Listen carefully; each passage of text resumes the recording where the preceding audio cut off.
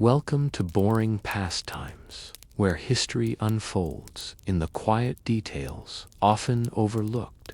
Today, we journey through the daily lives of the Ottoman Empire midwives, guiding newborns, kitchens doubling as pharmacies, bathhouses filled with steam, and whispers, children learning, and women shaping society through invisible labor. Settle in. Let your mind wander back in time and allow the gentle rhythms of the past to lull you into reflection. Story 1.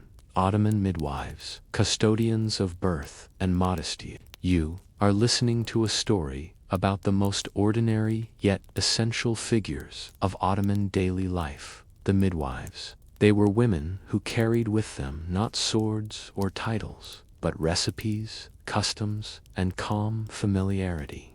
They were not written into chronicles of great battles or celebrated in court poetry, but for centuries they were the quiet hands that welcomed new generations into the empire. When you imagine the Ottoman world, you might think of minarets piercing the sky, caravans crossing Anatolia, or sultans reclining in their elaborate chambers. But the humbler details carried equal weight. A new child meant the continuation of a family line, the hope of labor in the fields, the promise of prayers to be recited, and sometimes the delicate future of dynastic politics. Midwives stood at the threshold of all of these futures. Their presence was constant, yet their stories rarely made it into official archives. The Ottomans, like many societies before them, regarded childbirth as a private, almost veiled event. Men were kept outside, waiting with nervous uncertainty, while women gathered in secluded rooms lit by oil lamps and warmed with braziers of glowing coals. The midwife arrived quietly, often carrying a leather satchel filled with simple items, cloth wraps, small knives, and sometimes amulets tucked between layers of fabric. These objects were not considered extraordinary. They were, in fact, rather boring in their everydayness. But in their ordinariness lay their importance. A midwife's training was rarely formal. It passed from elder to apprentice, sometimes from mother to daughter, and sometimes to a trusted neighbor who had observed enough births to be considered capable. There was no central school, no official degree. Instead, knowledge was layered through repeated practice: how to massage a woman's back with warmed olive oil, how to whisper Quranic verses at the right moments, how to prepare teas that calmed cramps or soothed the anxious. Olive oil, cumin seeds, fennel, rosewater. These were not glamorous substances, but they formed the small pharmacopoeia of the midwife. Some recipes were recorded in household notebooks, while others lived only in memory. The Ottoman household was itself a kind of archive of smells and practices. A corner of the room might hold a small pot of vinegar meant for cleansing wounds. A sprig of rue might be burned in smoke to purify the air. Such details, though unremarkable in the grand sweep of imperial history, mattered in the intimate hours of labor. Birth itself was understood not only as a physical ordeal, but also as a spiritual passage. Protective prayers were whispered, charms were hung over the bed, and certain verses from the Quran were recited to guard both mother and child. In some regions, a midwife might fasten a piece of iron, perhaps a small key or knife, the threshold of the room, believing it would ward off unseen dangers. To the outside observer, these acts might appear mundane, even repetitive. Yet for the women present, they brought reassurance. What is striking when you linger on these details is how little has changed in human need. Anxiety, hope, relief, these are emotions that traveled from the 16th century Ottoman birthing room into our own times. What differs are the tools and explanations. Instead of amulets, today there may be machines. Instead of rosewater, antiseptic sprays. But the midwife's calming presence would be recognizable across centuries. The Ottoman court, with all its luxury, also relied on midwives. Even sultanas and concubines in the imperial harem needed their services. Records tell us that midwives were occasionally given gifts of clothing, gold coins, or small pensions for their duties.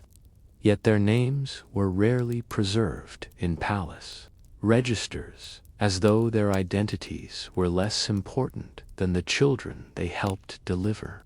They remained invisible workers, noticed only when needed, forgotten soon after. The geography of the empire shaped their work. In Anatolian villages, births often took place in single-room homes, with neighbors called in as extra support. In the Balkans, Christian and Muslim women sometimes shared midwifery practices, borrowing herbal remedies from each other without concern for difference. In urban Istanbul, professional midwives were sometimes summoned through networks of recommendation. Much like word-of-mouth reputations today, a family trusted a midwife not because she carried a title, but because she carried memories of successful births. One of the more boring yet fascinating aspects of Ottoman midwifery lies in record-keeping. In probate documents, sometimes a midwife is listed as a witness to inheritance disputes or debts. Her presence in these dry legal pages reminds us that she held a socially recognized role, even if it was not loudly celebrated. She knew family secrets. She entered homes in vulnerable moments, and she carried knowledge that spanned generations. Yet her appearance in the archive is brief, like a shadow passing across the page. Herbs were the midwife's most ordinary companions. Fennel tea to stimulate milk, coriander water to calm digestion, chamomile to help with sleep. These were not exotic imports, but everyday plants that grew in courtyards, gardens, and hillsides. The empire's vast trade networks brought in spices like cinnamon or cloves, which were used more sparingly and often reserved for the wealthy. But for the majority of Ottoman mothers, remedies were gathered from the soil around them. When complications arose, the limits of midwifery became visible. Without modern surgical interventions, a prolonged labor or a breech birth could end in tragedy. The midwife's responsibility was heavy, and failure meant grief that lingered in households long after her departure. Yet even in those moments, she was expected to remain steady, to guide prayers, and to help families endure loss. This burden was part of the invisible cost of her work. In thinking about the Ottoman midwife, you may find yourself wondering not only about the history of medicine, but also about the endurance of ordinary people. How did women bear the uncertainty of childbirth in an age before medical guarantees? How did midwives carry the weight of responsibility without fame, without written recognition? The story of Ottoman midwives is not one of dramatic breakthroughs or revolutionary discoveries. It is instead a story of continuity, the same hands repeating the same gestures, generation after generation, in dimly lit rooms across villages and cities. And perhaps that is why their memory lingers quietly. It is not carved in marble, but passed in whispers, in the gentle remedies of birth.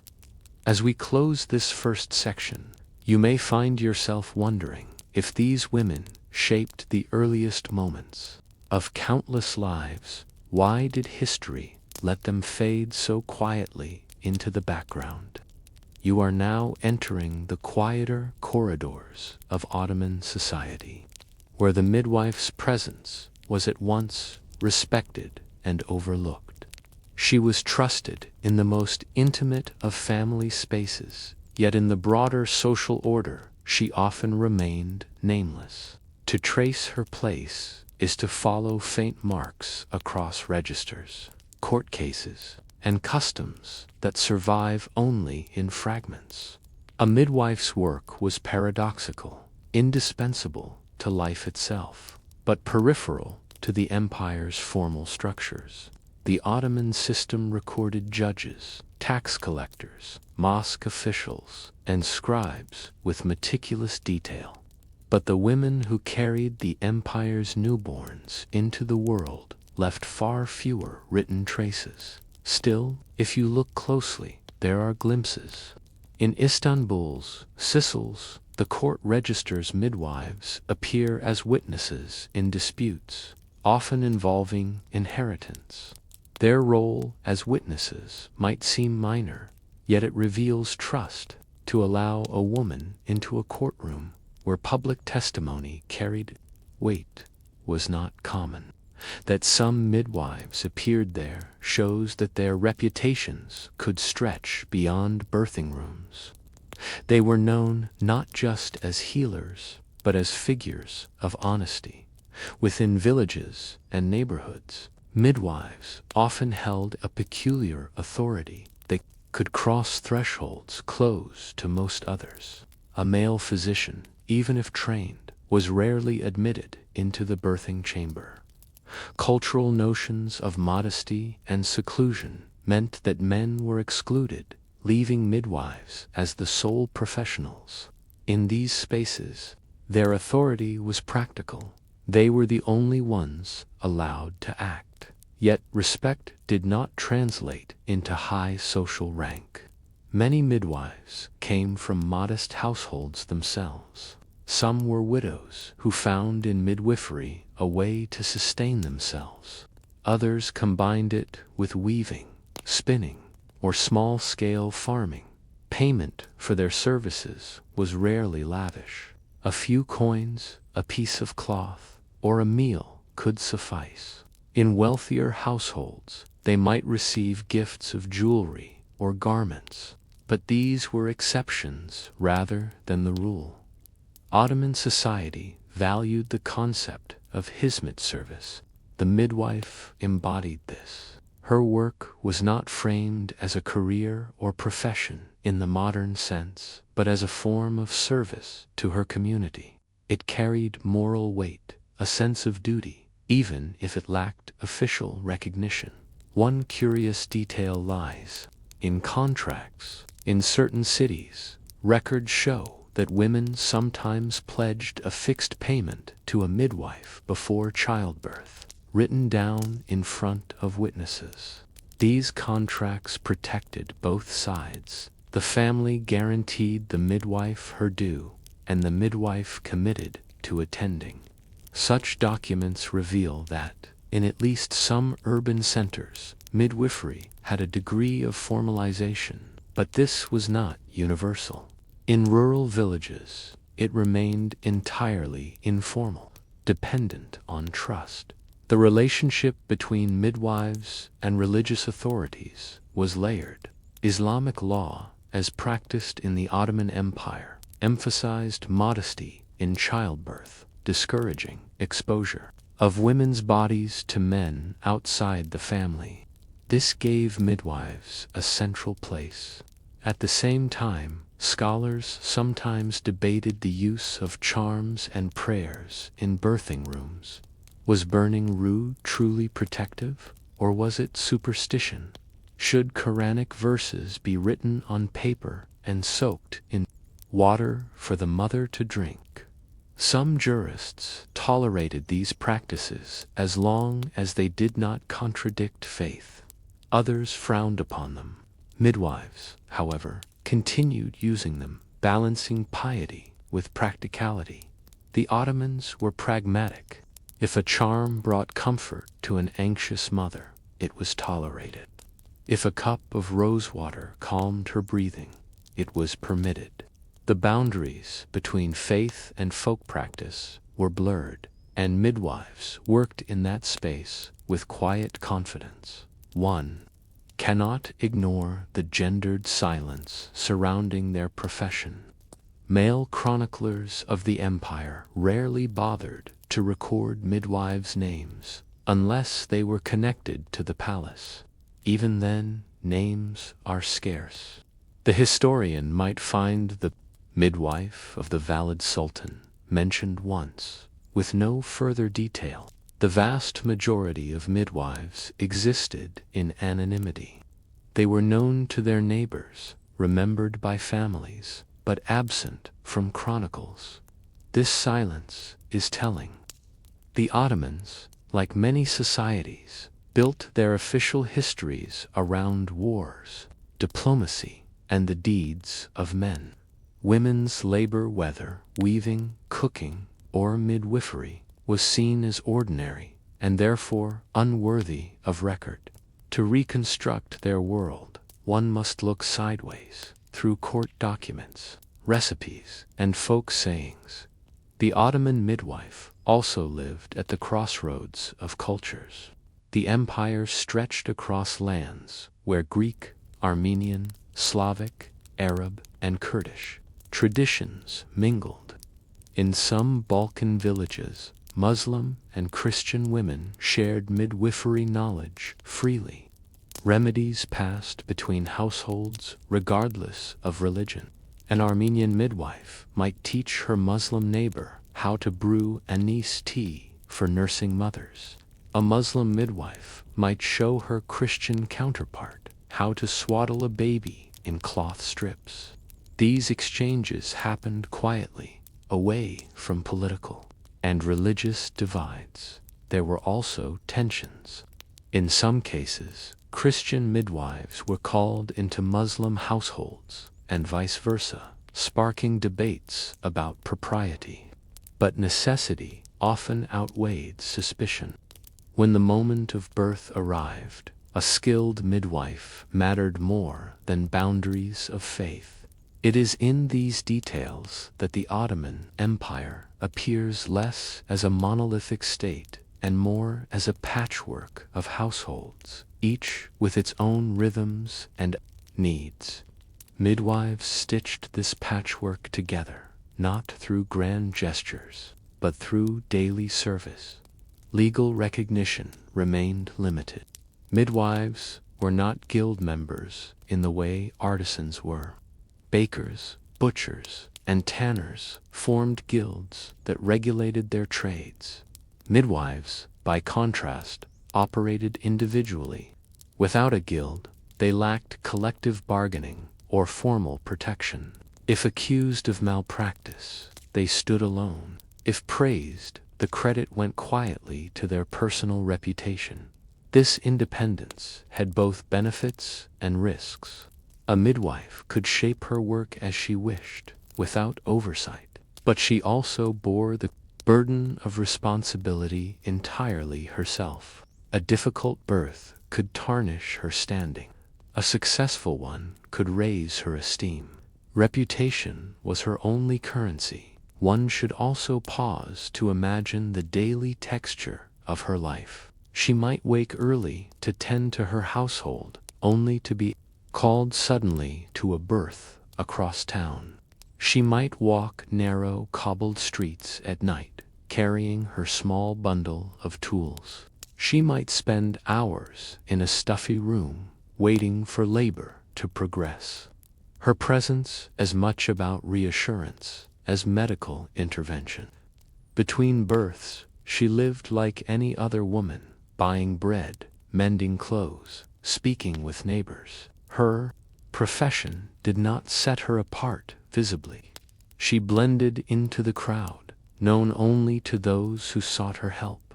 When a midwife worked for the imperial harem, her situation shifted slightly.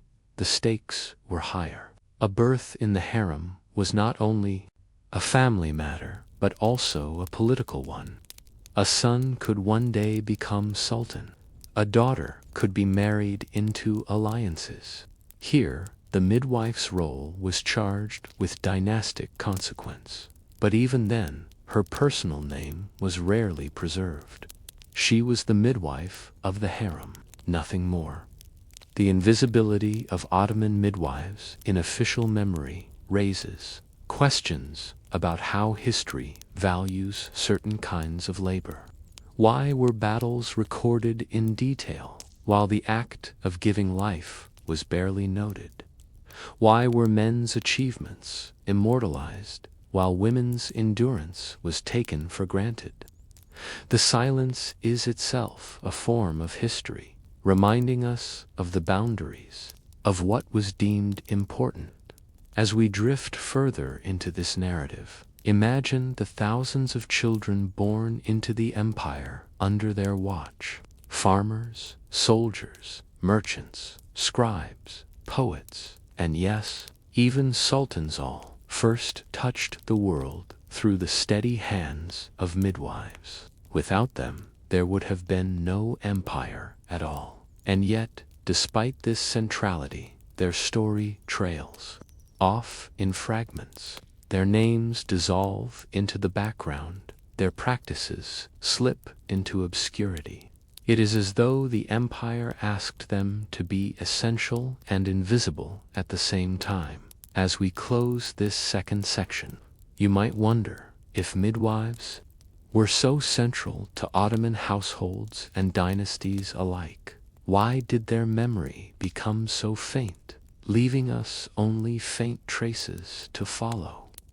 The Ottoman midwife's world, so deeply rooted in repetition and routine, did not remain unchanged forever. By the 17th and 18th centuries, subtle shifts began to ripple across the empire. These changes were not dramatic, but like the slow wearing down of stone by water. They reshaped the role of women who had once been central to the threshold of life. The first changes came from medicine itself. Across Europe, new approaches to anatomy and childbirth were taking shape. Printed manuals, illustrated with diagrams of the womb and the fetus, circulated among physicians. Instruments such as forceps, developed in secrecy by certain families of doctors, gradually spread. Ideas traveled with merchants, translators, and even foreign doctors who were invited to court. Yet within most Ottoman homes, the midwife's presence continued much as before. Books might discuss surgical techniques, but childbirth in villages and urban quarters remained largely a women's affair, guided by knowledge passed down orally. For centuries, the empire was a patchwork of old and new. A French-trained doctor might treat a statesman in Istanbul, while only a few miles away, a peasant woman gave birth in the same way her grandmother had. By the 19th century, however, pressure mounted. The empire's rulers, seeking to modernize established medical schools.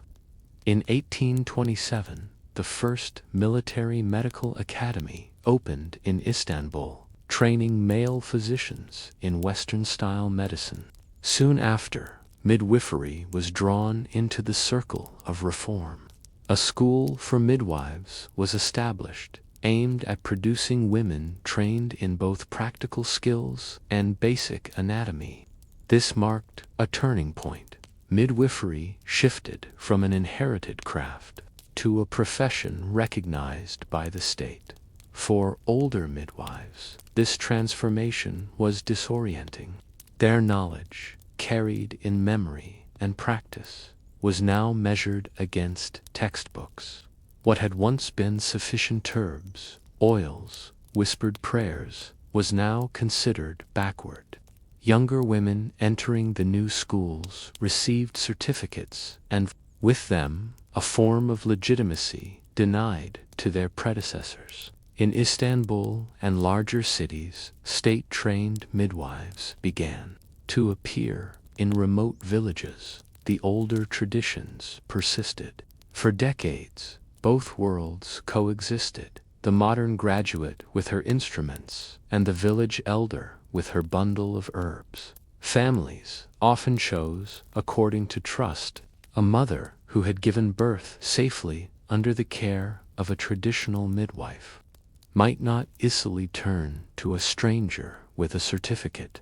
The tension between the two forms of midwifery. The empire was trying to reconcile old patterns with new ideals, balancing continuity with change. The midwife stood at this crossroads, her work suddenly a subject of state scrutiny rather than only neighborhood reputation. At the same time, the symbolic meaning of childbirth shifted. With the growth of hospitals, birth began to move from the private household into institutional spaces. This was more than a physical relocation.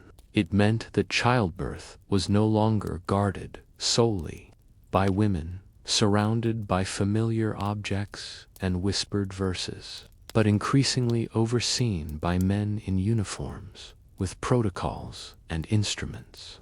For many families, this intrusion felt unsettling. The quiet intimacy of the birthing room gave way to the sterility of the ward.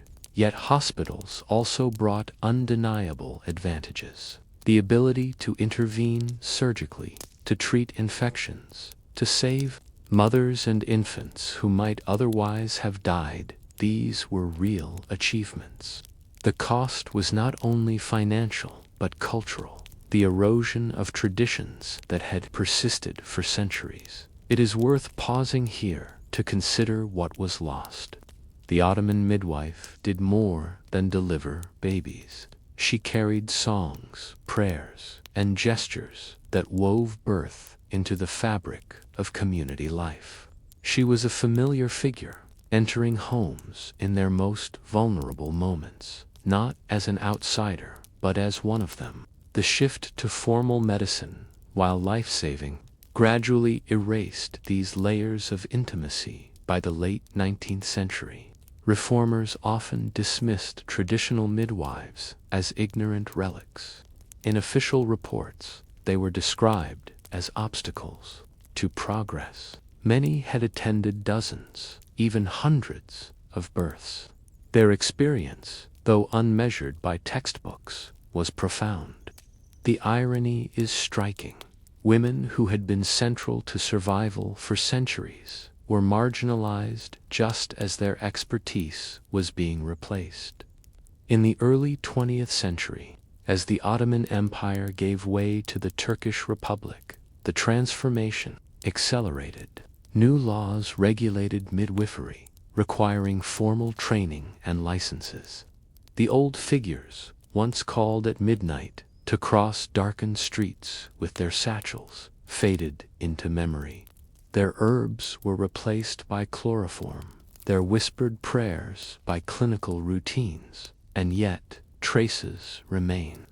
In rural Anatolia, echoes of older practices lingered well into the 20th century. Women still brewed fennel teas, still hung small charms against misfortune, still preferred the presence of a trusted neighbor over the coldness of institutions. These echoes remind us that history is never a clean break.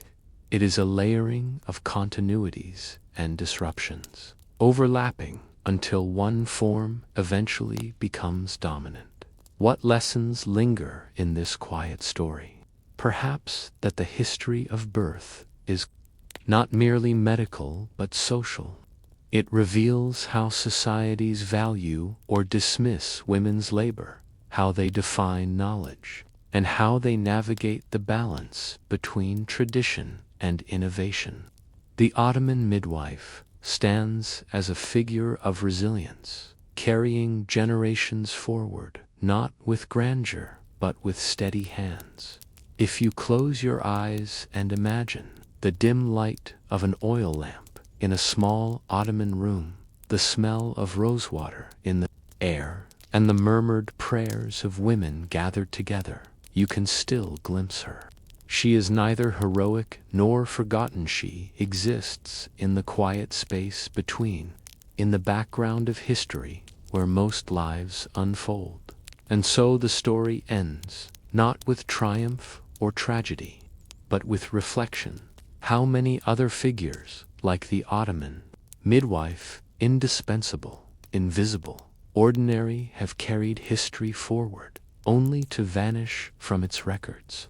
Story 2. Clay pots, copper basins, and soap, the forgotten tools of everyday healing. When you imagine the Ottoman world, perhaps grand palaces and vast armies come first to mind. But beneath these spectacles lay a more ordinary empire, one stitched together by the humblest of objects. In kitchens, courtyards, and bathhouses, clay pots, copper basins, and blocks of soap were always near at hand. They were not the treasures of sultans, yet they preserved life in quieter ways, keeping water clean, wounds washed, and bodies soothed. It is easy to overlook such things. They rarely appear in chronicles or poetry. But if you walk through the ruins of an Ottoman inn or peer into the collections of a provincial museum, you might find them still: a worn copper bowl, dented from decades of use, a clay jar whose surface bears faint traces of soot, or a fragment of soap hardened into a pale block. These were the tools of everyday healing. The humble clay pot. Clay was the most basic material available to rich and poor alike. Potters across Anatolia, the Balkans, and the Arab provinces produced countless vessels for water, milk, herbs, and oils. The porous quality of clay allowed water to stay cool, even in the heat of summer. A jar placed in the corner of a shaded room became, in effect, a natural refrigerator.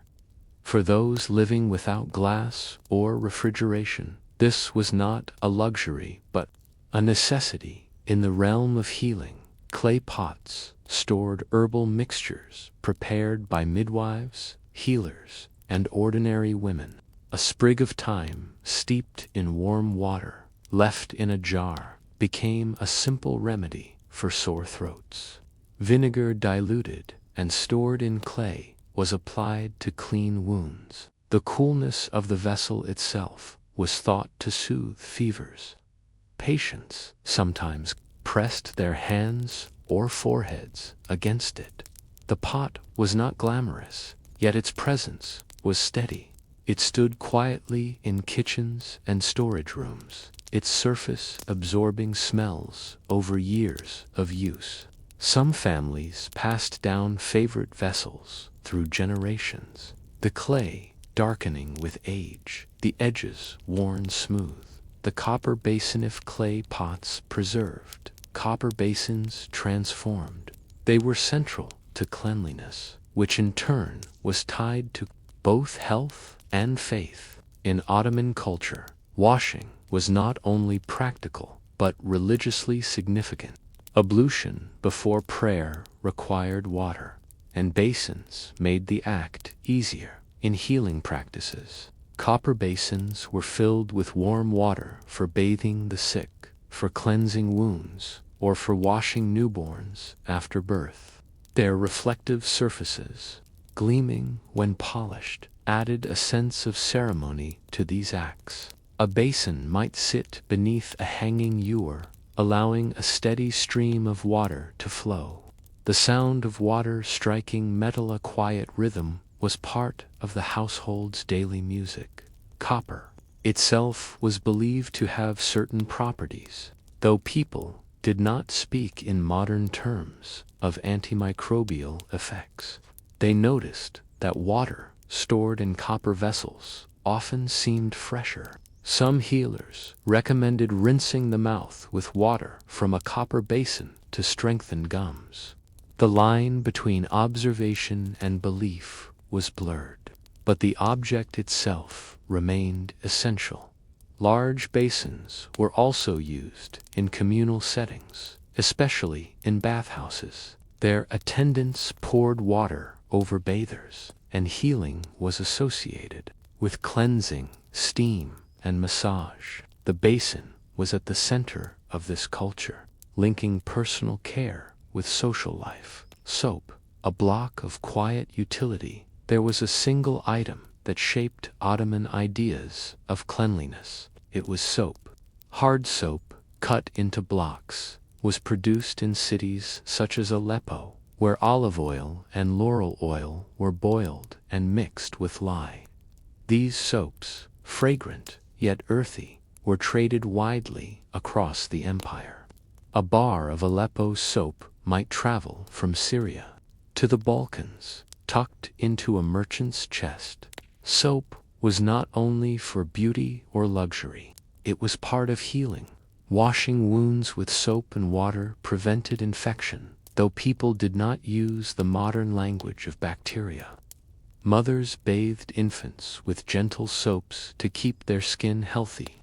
In times of illness, patients were sometimes washed completely, as though purification of the body might aid the recovery of the spirit. For midwives, soap was a companion in the birthing room, used to wash cloths, hands, and the newborn's body. In bathhouses, it was the central material of massage and scrubbing, the rough lather believed to invigorate circulation. Soap carried symbolic meaning as well. Cleanliness was tied to moral order. A household that smelled of soap was thought to be disciplined and upright. Even modest families took pride in keeping a small block for regular use, though they might ration it carefully. The quiet authority of ordinary things together, clay pots, copper basins, and soap, formed the quiet infrastructure of Ottoman health. They lacked the grandeur of marble mosques or military campaigns, but without them, daily life would have faltered. They were tools of survival, binding together the concerns of the body and the soul. What makes them interesting is not their rarity, but their ubiquity. Every household, rich or poor, touched them daily. They were present at births, at meals, at baths, and at funerals. They absorbed the rhythms of life, and in doing so, became invisible.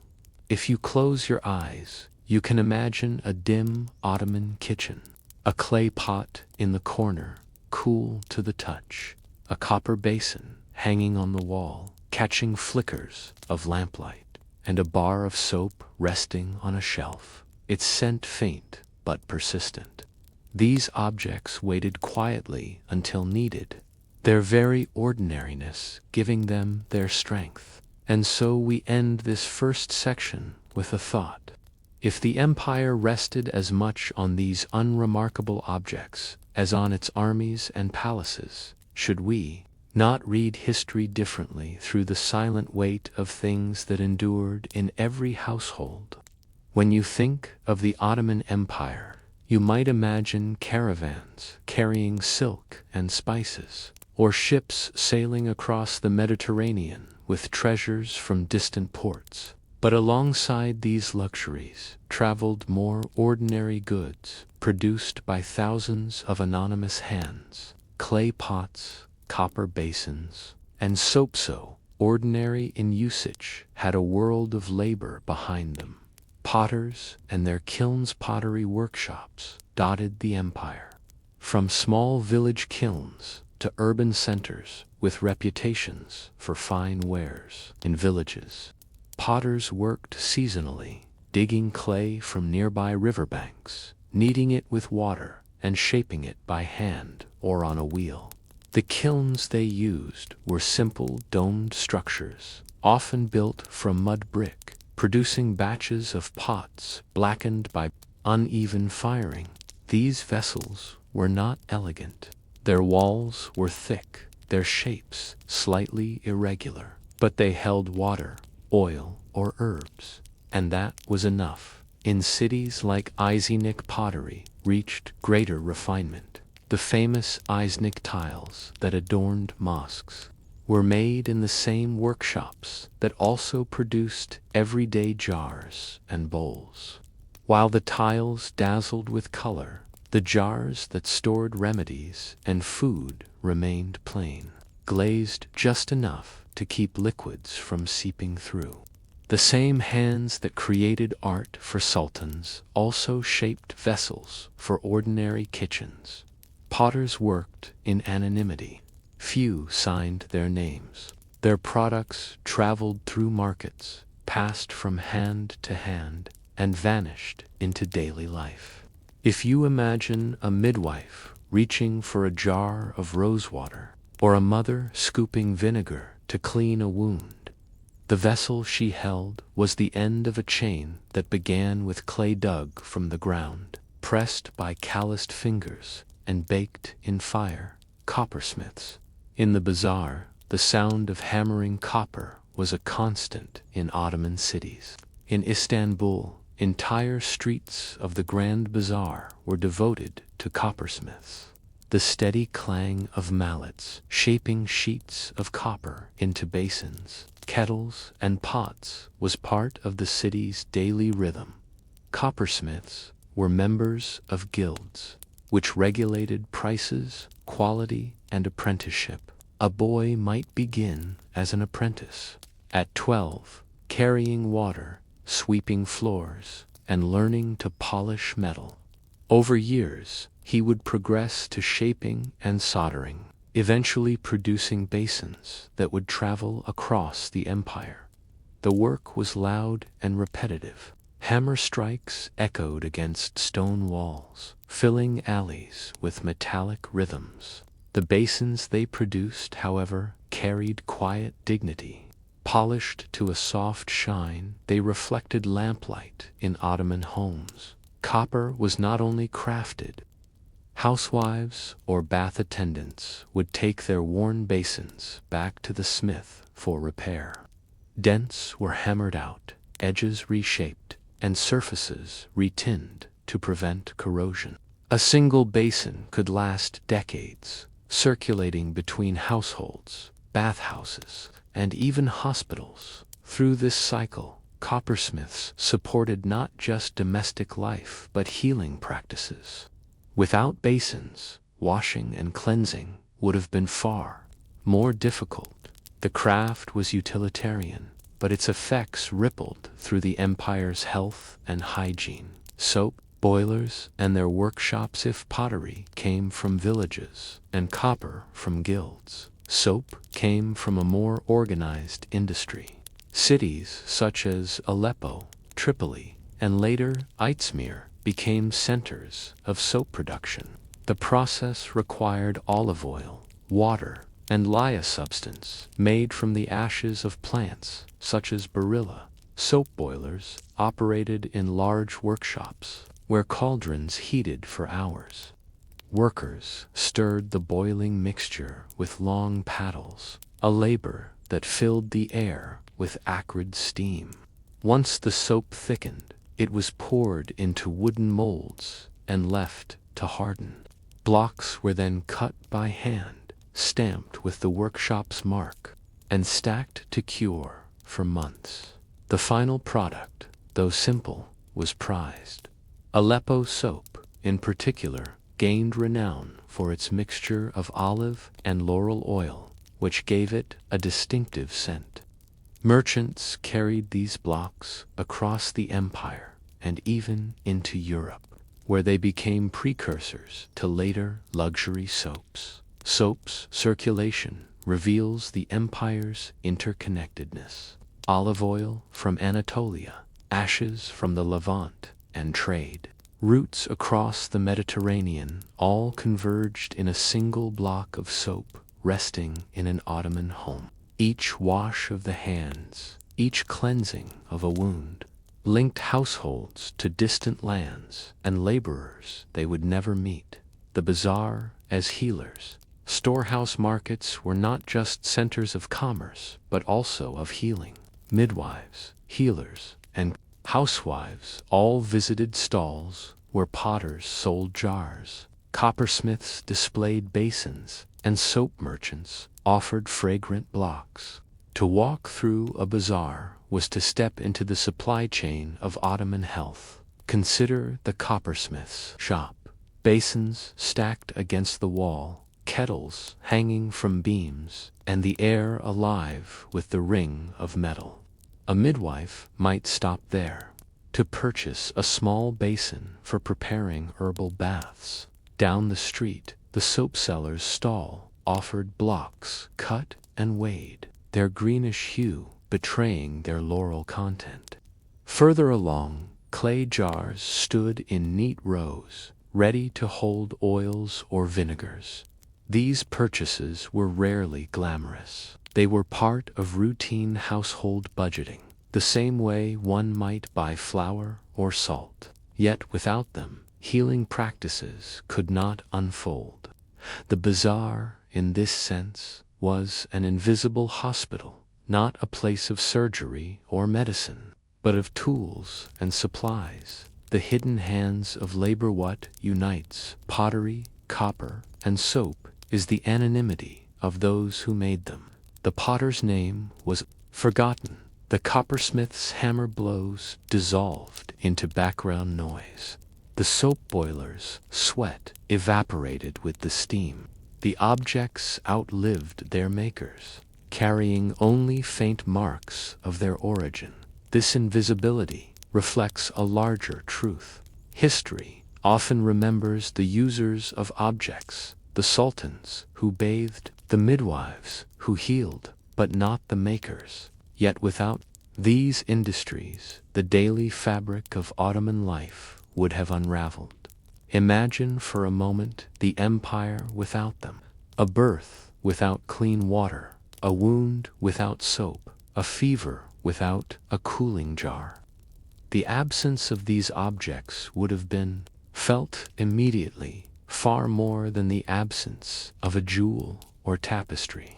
They were the backbone of survival, hidden in plain sight. And so this section closes with a thought. If the survival of empires rests on the invisible labor of potters, smiths, and soap boilers, then how many other histories have we overlooked simply because their work seemed too ordinary to record? Clay pots rarely lasted long. Even the most careful household eventually dropped a jar, cracked a rim, or chipped a base. Broken pottery was so common that entire hills of discarded shards formed outside Ottoman cities. Archaeologists today sift through these fragments, piecing together shapes once whole, reconstructing the daily vessels that quietly carried food, oils, and medicines. But within Ottoman households, broken pots were not always thrown away. A cracked jar might be patched with resin, its surface sealed with cloth and string, and returned to service for less demanding tasks, storing grain instead of liquids, for example. Some shards were even repurposed as tools. Sharp fragments served as scrapers for cleaning ovens or polishing wood. The very fragility of pottery meant that people lived with a constant cycle of use, breakage, and replacement. Unlike the permanence of stone architecture or metal weaponry, clay pots taught households the reality of impermanence. Every meal cooked, every remedy prepared, risked a fracture that could not be reversed. Copper that aged with family's copper, in contrast, endured. A basin could outlive its first owner, passed down through generations. Each repair, each retinning, left subtle traces of labor, layers of history folded into the metal. Some basins darkened with patina, others shone brightly after each polishing. There was intimacy in these objects. A mother might have bathed her children in the same basin her mother had once used. Healers washed their hands in copper bowls worn smooth by decades of contact. The metal carried memory, not in words, but in scratches and dents. When basins finally reached the end of their usefulness, they did not simply vanish. Old copper was recycled. Smiths melted it down, hammering new vessels from the same material. The object's form changed, but the metal persisted. In this way, Ottoman copper circulated endlessly, reincarnated from basin to kettle, from kettle to lamp. Soap that faded away soap had the shortest life of all. A block of Aleppo soap might last a household only weeks or months. As it dissolved in water and lather, it disappeared quietly, leaving no trace but a lingering scent. This ephemerality carried meaning. Soap was not a possession to be kept or inherited. It was consumed, transformed into cleanliness, comfort, and health. Each bar represented the labor of farmers, ash gatherers, and soap boilers, yet their work literally washed down the drain.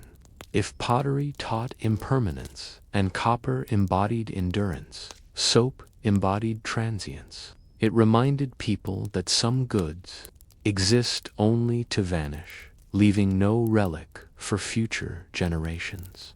Rituals of use and disposal beyond function. These objects sometimes held ritual meaning.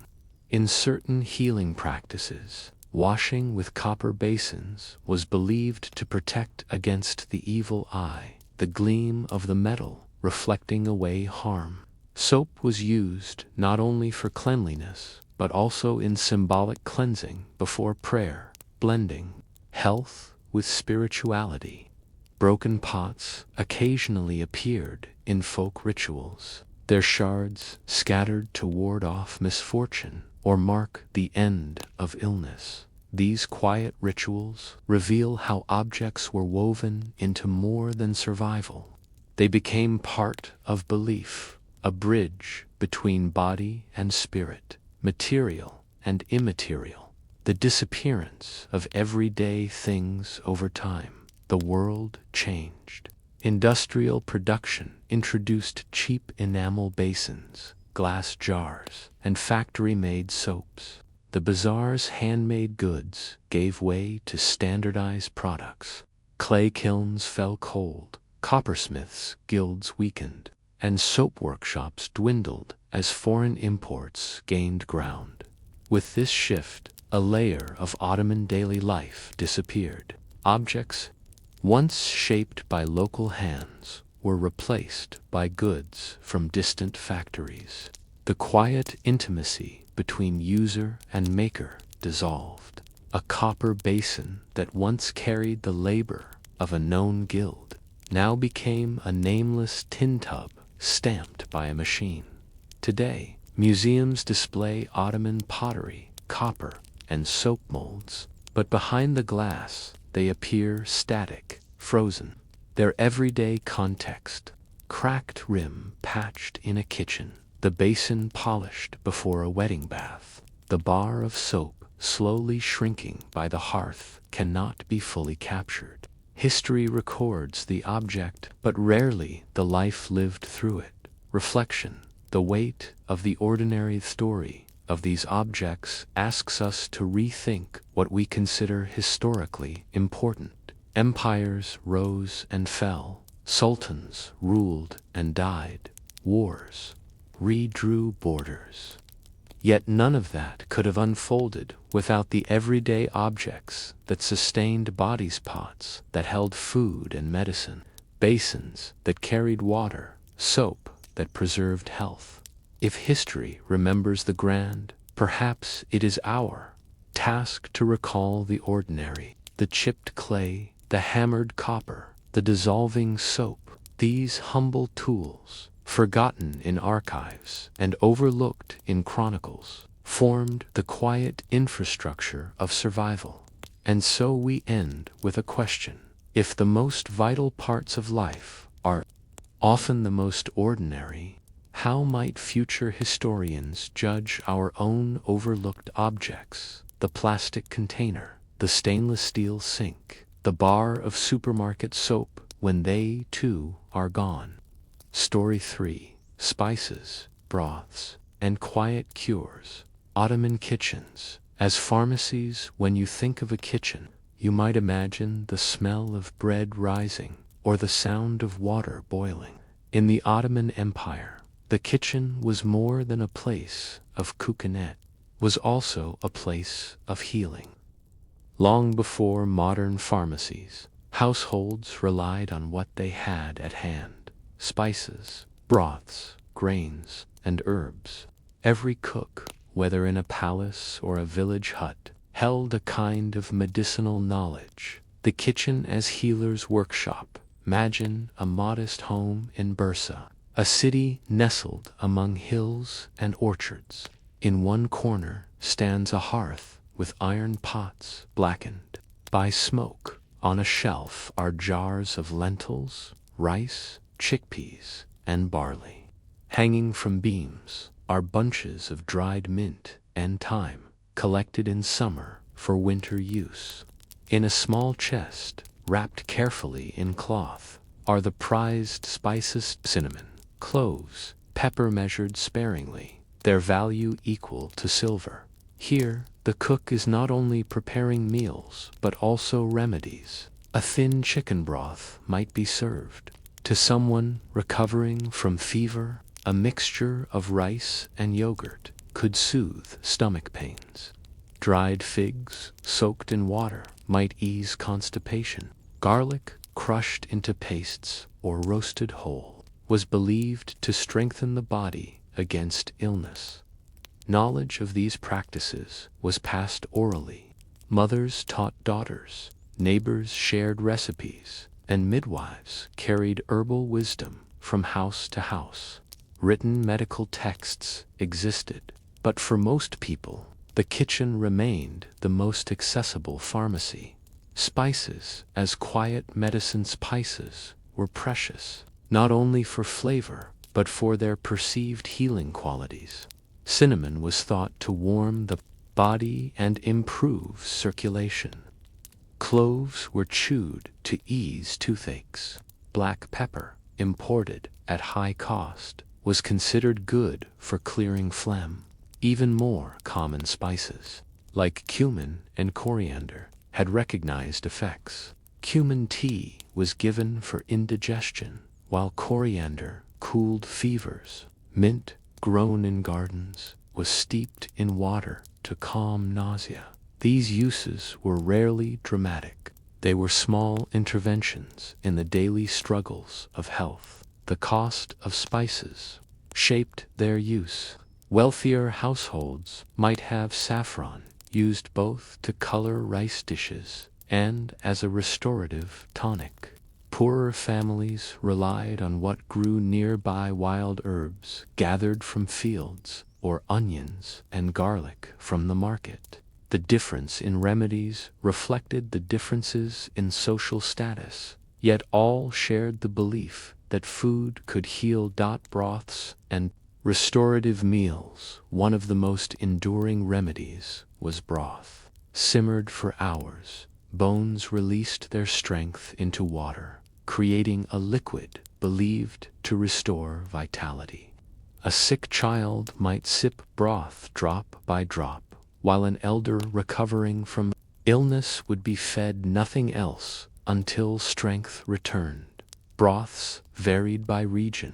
In Anatolia, chicken and lamb bones were common. Along the coast, fish broth served a similar purpose. Vegetables, herbs, and grains were added according to availability. The slow process of cooking, the careful straining, the serving of a steaming balal carried the weight of care as much as cure. Meals for the sick were prepared with gentleness. Rice, porridges, soft breads, and lightly spiced stews were staples. Sweetness was often added: honey mixed into drinks or spooned into yogurt. Both for taste and for its perceived medicinal power. Honey, praised in both medical texts and religious traditions, was a constant presence in healing diets. Kitchens of the Palasif humble homes served as pharmacies. The kitchens of the Topkapi Palace functioned as grand laboratories.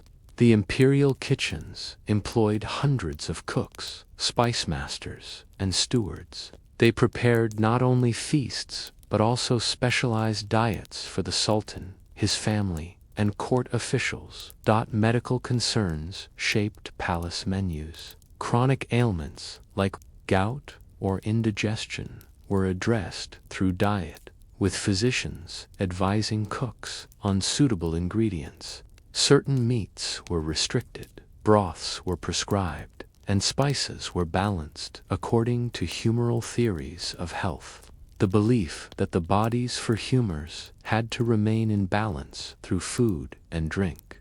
Palace kitchens also stored rare ingredients and sugar loaves imported from Egypt. These luxuries were sometimes used in confections, not just for delight, but also as fortifying tonics.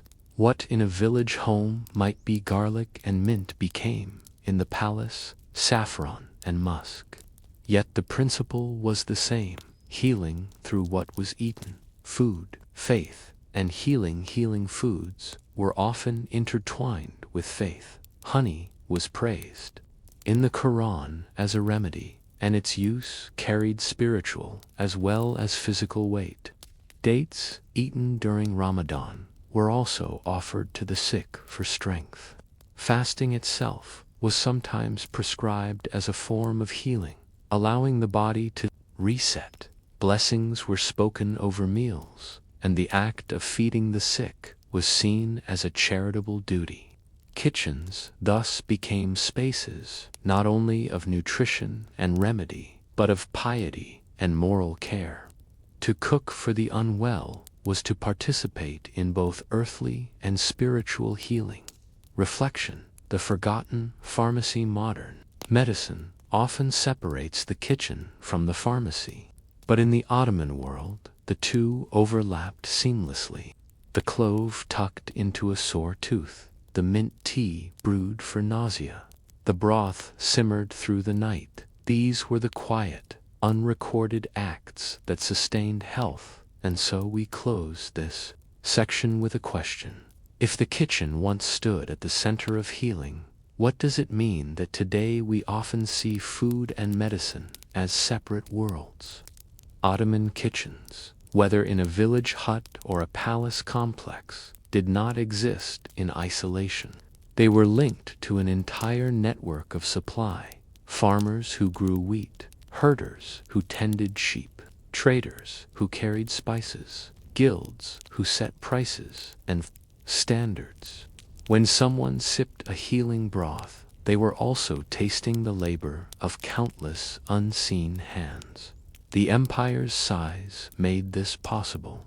Grains from the Balkans, rice from Egypt, spices from India, sugar from Cairo, fruits from Anatolia flowed through Ottoman markets. Food was both nourishment and commerce, shaped by distance, cost, and season. The household cook, preparing a soothing porridge, was, in her small way, participating in the empire's vast economic system. Guilds of the kitchen world in Ottoman cities. Food production was organized by guilds: bakers, butchers, cooks, and spice sellers. All belonged to associations that regulated trade. These guilds set fair prices, ensured basic quality, and trained apprentices. Their role went beyond economics. They also shaped how food contributed to health. Take the Butchers' Guild. Inspectors ensured meat was slaughtered properly, both according to religious requirements and hygienic practice. Spoiled meat was discarded not only to protect reputation but to protect health. Bakers' guilds controlled the weight of loaves, ensuring families had reliable access to daily bread, itself a staple remedy for strength. Spice-sellers, perhaps the most intriguing of all, straddled the line between cookery and medicine. Their shops contained jars of cinnamon, saffron, pepper, cloves, and cardamom, exotic goods that carried both culinary and medicinal authority. Some spice sellers also sold simples, single herbs, or compound powders recommended in medical texts. A cook might walk into their shop not just for flavoring a stew, but for treating a fever. Seasonal healing food, as medicine followed the rhythm of the seasons. In spring, households gathered fresh greens, nettles, sorrel, parsley. These were seen as cleansing, lightening foods after the heavy meals of winter. Summer brought abundance fruits like apricots and cherries, which were eaten fresh or dried for winter use in autumn. Grapes were turned into molasses, pekmez, a thick syrup stored in clay jars. Pekmez was considered strengthening, often spooned to children or mixed into warm water for the sick. Winter meant heavier reliance on grains, legumes, and dried goods. The seasonal cycle taught households to adjust remedies, lighter herbs in spring, warming spices in winter. The bazaar as pharmacy. Through a bazaar was like walking through a dispersed pharmacy. At the spice seller's stall, the air thick with clove and cinnamon, you might find advice along with ingredients. The merchant would suggest a pinch of cumin for indigestion, or a mix of coriander and anise for coughs. At the dairy stalls, yogurt and ayran, a salted yogurt drink, were sold not only as food but as digestive aids. Cheese, carefully brined, was considered strengthening for laborers. Honey merchants offered combs dripping with sweetness, recommending them for wounds as well as for meals. Even the humble grain sellers contributed. Their sacks of rice, bulgur, and barley formed the base of porridge and soups used in countless healing recipes. Every stall, in some way, provided not just food but medicine. Palace kitchens as a system. If the bazaar was the city's pharmacy, the Topkapi kitchens were the empire's laboratory, stretching across multiple courtyards, with chimneys rising above tiled roofs. The imperial kitchens employed hundreds of workers, cooks, bakers, confectioners, and sherbet makers. All worked in careful hierarchy. For the sultan and court, diet was inseparable from health. Palace physicians worked closely with cooks, prescribing not only medicines but diets. If a sultan suffered from indigestion, spices might be reduced in his meals, broths increased, and certain fruits avoided. For gout, a condition linked to rich food, physicians might restrict meats and suggest lighter fare. These interventions were recorded in kitchen registers, where lists of ingredients reveal the medical logic behind feasts. A sudden increase in quinces, for example, might indicate a preference for their cooling properties during illness. Sugar syrups, flavored with herbs, were prepared not only as desserts but as medicinal tonics, sipped slowly in crystal cups. The flow of sugar and sweet remedies, imported largely from Egypt, it was both luxury and medicine. Ottoman physicians recommended sugar syrups, sherbet, infused with herbs, fruits, or spices for a wide range of ailments. Rose sherbet for cooling the body, violet sherbet for soothing coughs, lemon sherbet for fevers. These drinks were not only served at court. Ordinary households also made sherbets, though with simpler ingredients, mulberries, cherries, or pomegranates. The act of sweetening remedies made them easier to swallow, especially for children. In this way, sugar bridged the gap between medicine and comfort, between necessity and pleasure. Food in times of crisis kitchens also became sites of survival during famine or siege.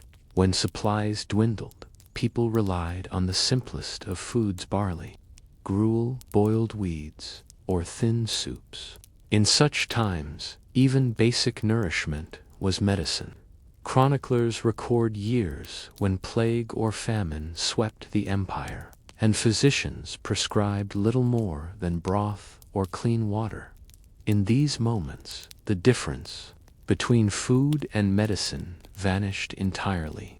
To eat was to heal, to drink was to preserve life. The resilience of Ottoman households lay not in grand remedies, but in the ability to stretch what little they had into forms of sustenance. Reflection: the hidden order of healing behind every Ottoman kitchen stood an invisible order: guilds regulating trade, markets supplying goods, palace registers recording diets, seasonal rhythms shaping meals. Healing through food was not random, it was structured, even if quietly so. Yet this order rarely appears in the chronicles of kings or the records of war. It is hidden in the smell of cumin tea, the weight of a baker's loaf, the shimmer of honey in a jar. And so we close this section with a question: if so much of survival depended on food's medicinal role, why has history remembered the wars of the empire more than the kitchens that sustained it? Even as empires changed and new medical practices spread, Ottoman households continued to prepare familiar remedies. A mother in 19th century Istanbul still boiled rice with yogurt for her feverish child.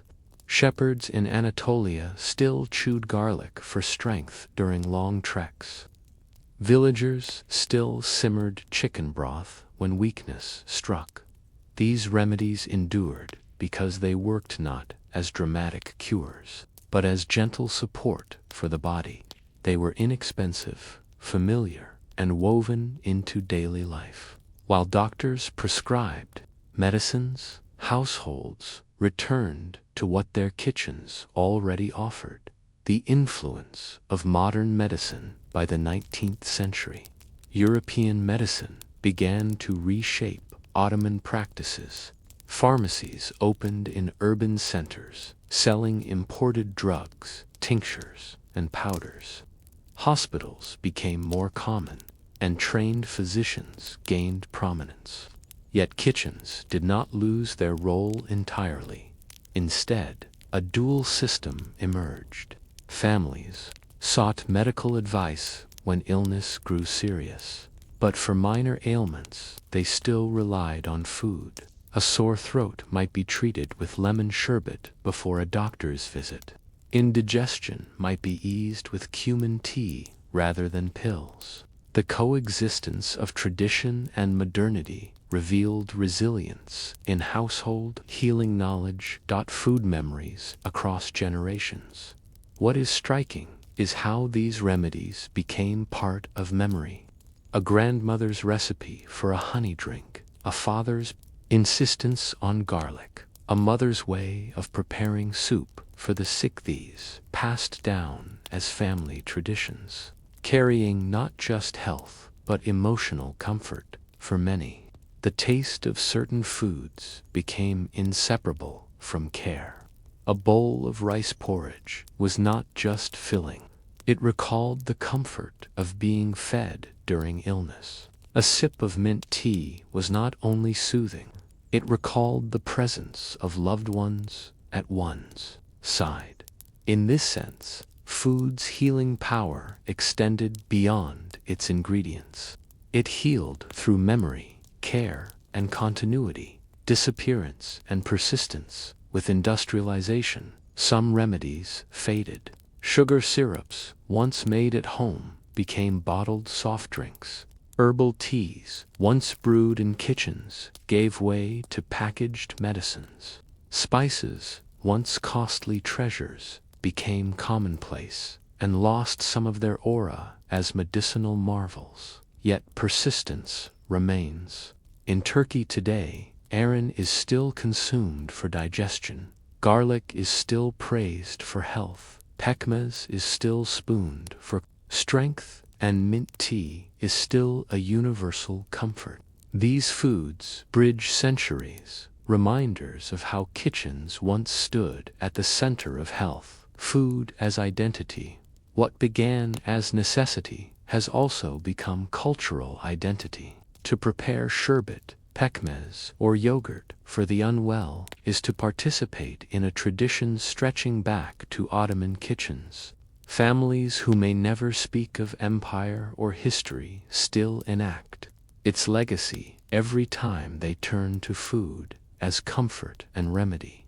Food carries memory, not only of taste, but of survival. It recalls how households endured plague, famine, and hardship by stretching what they had into healing forms. This cultural memory lingers in proverbs, recipes, and gestures of care, reflection, the future of food as medicine. Looking back, the Ottoman kitchen reminds us that the boundary between food and medicine was once porous.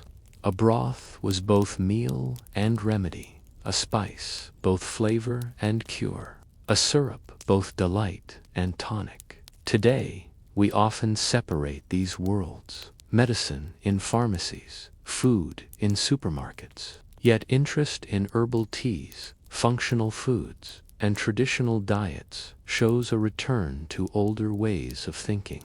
The Ottoman kitchen, with its quiet remedies, offers a reminder that healing can come not only from bottles and pills, but from pots simmering on the stove. And so we close with a final question. If the most enduring forms of care are those found in the kitchen, what might our own descendants remember? The pharmacies we built, but the foods we prepared when they were sick. Story 4. Steam, Stone, and Silence. Ottoman bathhouses as places of healing. Story 4. Steam, Stone, and Silence. Ottoman bathhouses as places of healing. The hammam as healing space in the Ottoman world. Health was not confined to medicine or kitchens. It was also shaped by water, heat, and ritual. The public bathhouse, or hammam, served not only as a place to bathe, but as a space where the body was cleansed, soothed, and renewed. Every Ottoman town and many villages had at least one hammam. Larger cities had dozens attached to mosques, markets, and charitable complexes. To enter, one was to step into a carefully designed environment of stone, steam, and flowing water. From Rome to the Ottomans, the Ottoman hammam had ancient roots. It borrowed from the Roman thermae and Byzantine baths, adapting them to Islamic ideas of cleanliness. Ritual purity, or taharet, required washing before prayer, and the hammam extended this principle into a communal and architectural form. But beyond religion, the baths also offered health. Physicians recommended bathing for circulation, skin conditions, and general balance of the humors. Steam was thought to open pores, releasing impurities. Cold water provided contrast, closing the body again. The hammam thus combined ritual with remedy, spirituality with bodily care, architecture of heat and flow. The design of a hammam followed a rhythm. One entered through the sokakak, the cool room, often a domed space with marble benches. Here, visitors undressed and rested before moving deeper. Beyond lay the ilaklak, the warm room, where bodies adjusted to rising heat. Finally, the skaklik, the hot room, formed the heart of the bathhouse. The skaklik was often circular, crowned with a high dome pierced by small glass windows. Sunlight filtered through, scattering beams onto rising steam around the room. Marble benches and basins lined the walls. In the center stood a large heated platform, the gagek tasi, or navel stone, where bathers lay to sweat, rest, or receive massage. Water was carried in copper bowls, poured over shoulders, mixed hot and cold according to preference. Steam softened the skin, preparing it for scrubbing with rough mitts that removed dirt and dead cells. The architecture itself orchestrated the healing, heat, stone, and water guiding the body through stages of cleansing. Ritual and routine bathing followed a pattern. I sat on the heated stone, sweating in the rising steam. Then came scrubbing, sometimes self-applied, often performed by attendants. Afterward, warm water was poured for rinsing, followed by cooler water to refresh. Finally, the bather returned to the cool room, wrapped in linen cloth, sipping sherbet or resting before re-entering the world. For many, this was weekly routine. Farmers came after market days, city dwellers after work, women before weddings, or after childbirth. The bath was not luxury, but necessity, a way to maintain health, dignity, and social connection. Women's baths and healing women's hammams carried particular importance for health. They provided space outside the home where women gathered without men. Here, midwives attended new mothers, women exchanged remedies, and knowledge of herbs and food circulated.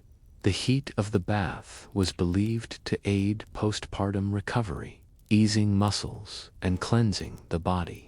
Infants were sometimes brought bathed gently in warm basins. For young brides, the bath marked transition into marriage, cleansing body and spirit before entering a new household. In these spaces, healing was not only physical, but communal. Women supported one another, shared experiences, and created networks of care. The hammam was both a place of stone and water and a place of voices, laughter, and quiet advice. Physicians and bathing Ottoman physicians often prescribed hammam visits. For joint pain, alternating hot and cold water was recommended. For fevers, sweating on the heated stone was believed to draw out illness. Skin conditions, digestive troubles, even melancholy were treated with bathing. But physicians also cautioned moderation. Too much heat could weaken the body. Too much cold could shock it. Bathing was part of balance.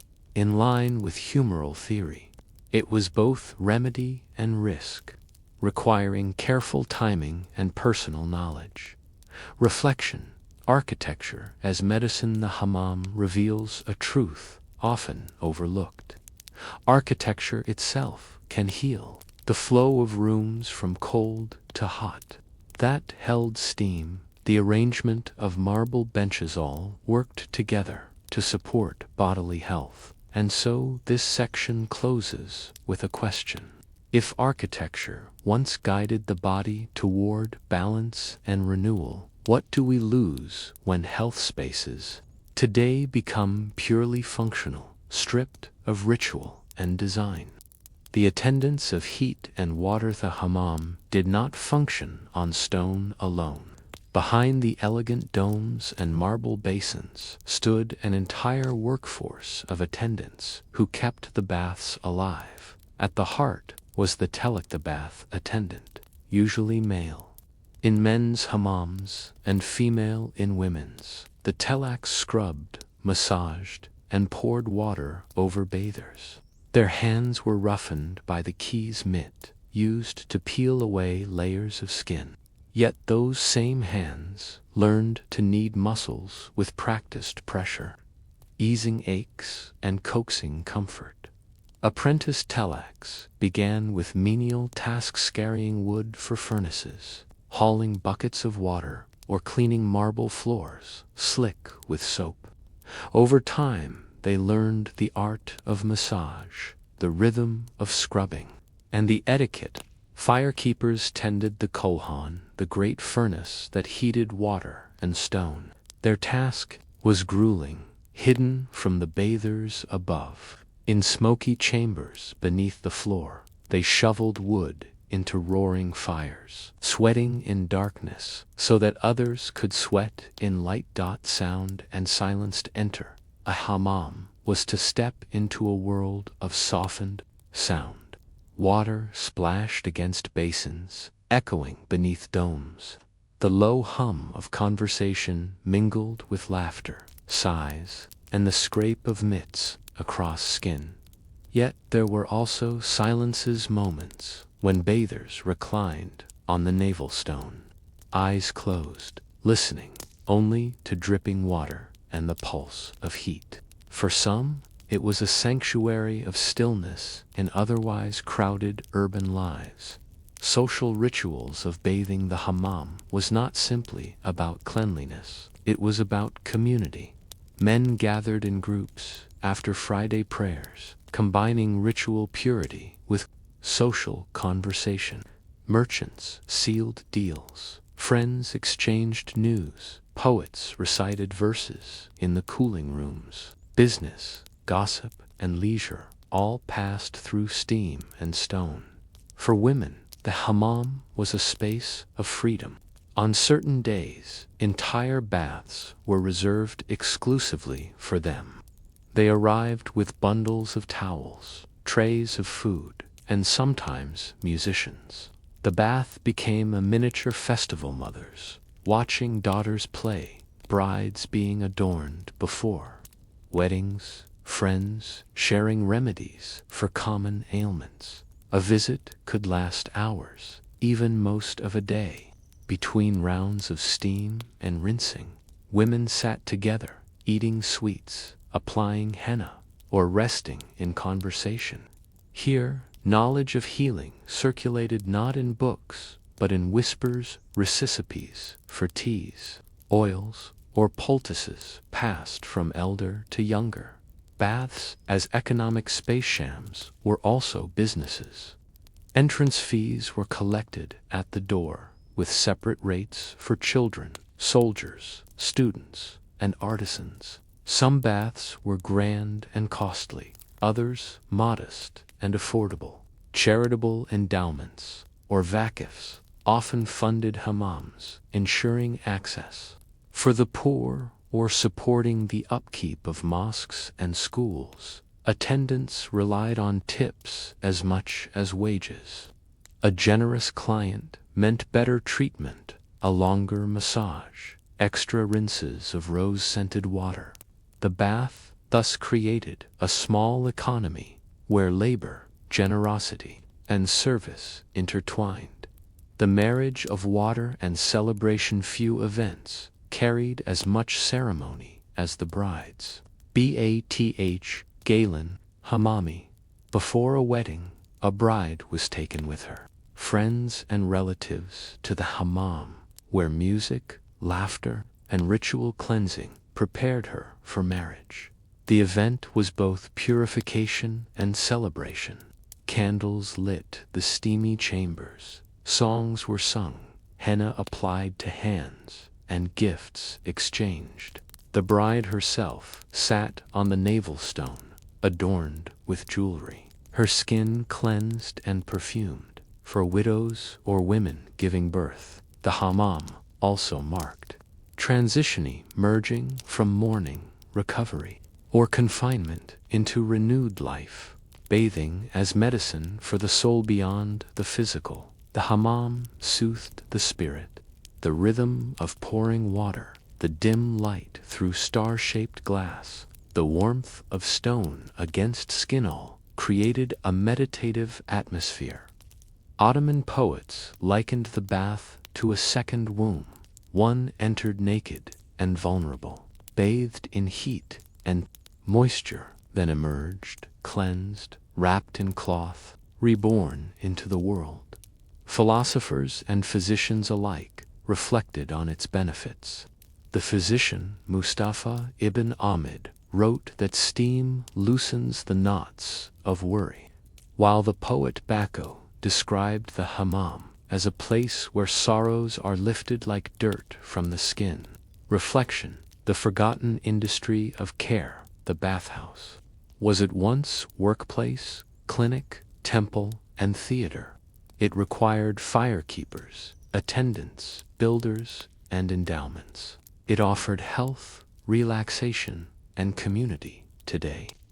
When cleanliness is private and hurried, the hammam reminds us that health was once a shared ritual, supported by many invisible hands.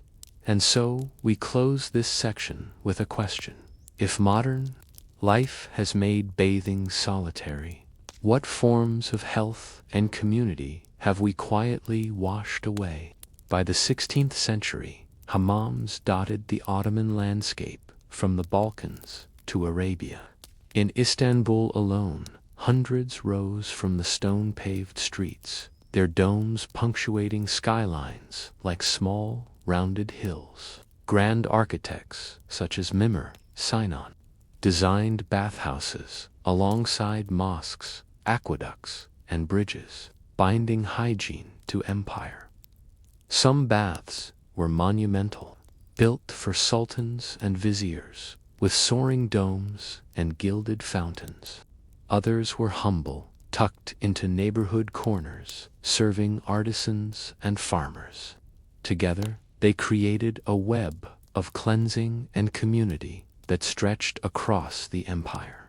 Baths and empirhems did more than wash bodies. They reinforced the empire's rhythm of life. Ritual cleanliness aligned with religious devotion. Public hygiene reduced disease in crowded cities, and charity endowments turned bathing into a form of social welfare for travelers.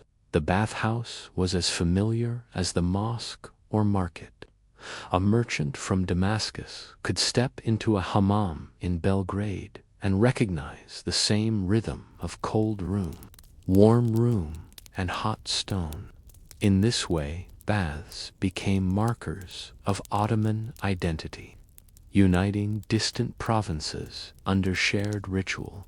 Decline of the steam, yet no empire and no building lasts unchanged. By the 18th and 19th centuries, hammams faced decline. New medical theories emphasized different forms of hygiene, and private washing facilities appeared in wealthy homes. Urban reforms sometimes viewed old baths as unsanitary, their steamy chambers relics of another age. Western-style plumbing spread through Istanbul in the 19th century, bringing bathtubs and showers into private residences. For some, bathing shifted from public ritual to private necessity. The hammam became less essential, more symbolic. Economic pressures also weighed heavily. Endowments that funded hammams weakened as the empire strained under debt and reform. Many bathhouses fell into disrepair, their domes cracking, their marble stones worn. By the 20th century, some were demolished, others turned into warehouses, tea houses, or ruins. Survivors of steam still, not all disappeared. In Istanbul, bathhouses, like the Kemberlet Hammami and Süleymani Hammami, continue to operate, their domes restored, their stones polished by centuries of use. In Sarajevo, Skopje, and Damascus, Ottoman-era hammams still open their doors, offering steam and scrubbing much as they did centuries ago. For locals, some baths remain part of weekly routine. For visitors, they offer glimpses into a slower rhythm, where cleansing is not rushed but stretched across hours of heat, water, and rest. The hammam in modern memory and literature and art. The hammam lingers as a symbol. Painters captured the play of light on domes. Poets described the warmth of stone against skin. And modern writers recall childhood visits with nostalgia.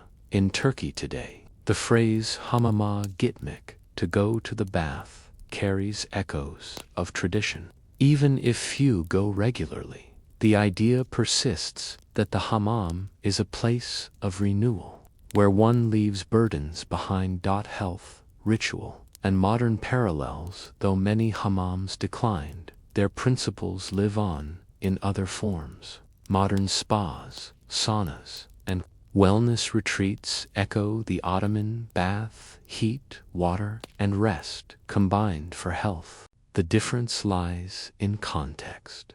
What was once necessity and ritual has become luxury and leisure, but the underlying human need remains unchanged. Steam loosens muscles, warmth soothes the mind, and water cleanses not only skin but spirit. In this sense, the hammam was not merely Ottoman, it was human, part of a long lineage of bathing cultures from Rome to Japan. Reflection. The quieting of Domza bathhouse teaches us that health was once collective. Bodies were cared for in shared spaces, maintained by invisible workers, sustained by architecture and ritual. Its decline mirrors shifts in modern life toward privacy, speed, and efficiency. And so we close this story with a lingering thought. In trading shared rituals for private routines, have we gained freedom, or have we lost something more? Spaces where healing was not solitary but communal. Story 5. Royal Childhoods. From the cradle to the throne. Childhood in the Ottoman world, like anywhere in history, began with both hope and peril. Infancy was a time of great uncertainty, disease, poor sanitation, and lack of medical knowledge meant that survival was never assured. For every child born into the opulent halls of Topkapi Palace, countless others began their lives in humble village homes. Yet, across all levels of society, early life was shaped by practices of care that combined tradition, medicine, and faith. In the palace, royal infants were cradled in embroidered swaddling cloths, guarded by a circle of attendants. Wet nurses held a particularly honored role, chosen for their health and character.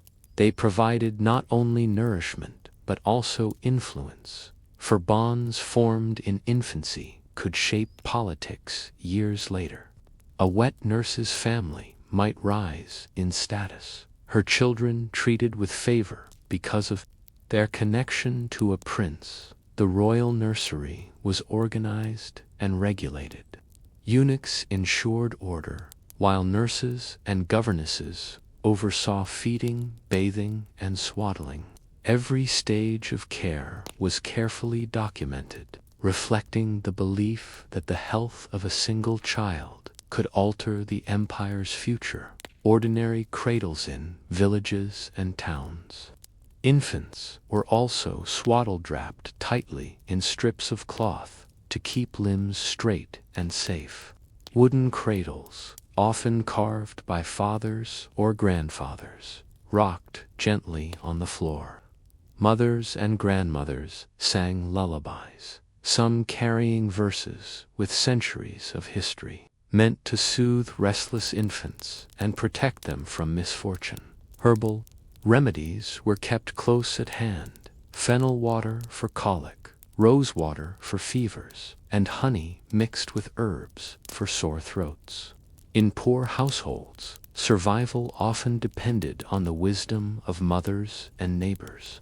As physicians were rare and costly, the fragility of infants inspired rituals of protection. Amulets, inscribed with Quranic verses, were tied to cradles. Blue beads were pinned to swaddling cloths to ward off the evil eye. Midwives might burn incense of rue or frankincense, letting the smoke drift over a child's bed. Naming ceremonies, too, carried protective weight. On the seventh day after birth, the azan call to prayer was recited into the child's ear, and relatives gathered to celebrate. Names linked the infant to ancestors, saints, or prophets, believed to grant both protection and destiny. The first lessons education began earlier than one might expect. In the palace, royal children were taught letters and prayers by tutors almost as soon as they could speak.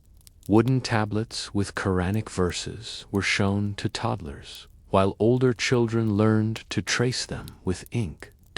In ordinary households, children absorbed skills by watching parents. A farmer's child might learn to handle tools, a shepherd's child to watch flocks, a craftsman's child to shape wood or weave cloth. Girls often learned cooking, spinning, or weaving from mothers and aunts, while boys followed fathers to markets or fields. The child as heir for princes, early education was tied to politics. Even in infancy, a sultan's son was viewed not simply as a child but as a potential ruler or rival. Nurses and tutors sometimes whispered to one another about which prince showed strength or cleverness, for in time such traits might mean survival or death. In the palace, mothers of princes, the Balad sultans, held immense influence. Their protection of their children was also a battle for power, for the survival of one child meant the downfall of another. Thus, even lullabies in Topkapi carried undertones of dynastic struggle. Despite peril, children played. Archaeological finds reveal clay marbles, spinning tops, and carved dolls from Ottoman homes. In the palace, children enjoyed miniature bows and arrows, wooden horses, and board games. Play was not frivolous, was a rehearsal for life. Princes practiced archery and horsemanship as children, skills that would later define their role as warriors. Games of hide-and-seek, wrestling, or chasing one another through courtyards echoed across classes, showing that joy was as vital to survival as care or medicine. Ottoman childhoods reveal how fragile beginnings were, yet how much meaning families invested in them. From the humblest cradle to the gilded nursery, children were surrounded by rituals, remedies, and lessons. Their survival was uncertain, but their presence shaped futures of families, of dynasties, of empires. And so we close this section with a question. When so much hope was placed into each fragile beginning, how did families endure the constant risk of loss, and what resilience did that create in the culture as a whole? For many Ottoman children, formal education began in the mekteb, or primary school, often attached to a mosque or funded by a charitable foundation, vakif. Here, children gathered on woven mats, holding wooden tablets coated with chalk or ink. Their first lessons were not arithmetic or philosophy, but the recitation of the Quran. The school day was long but repetitive. Teachers, or hojas, sat before students, reciting verses aloud. Children repeated in chorus, their voices rising and falling together until the words were memorized. Learning was less about explanation than repetition, less about questioning than absorbing. Yet even this early schooling was transformative. To trace letters was to step into a world of literacy, rare in many parts of the pre-modern world.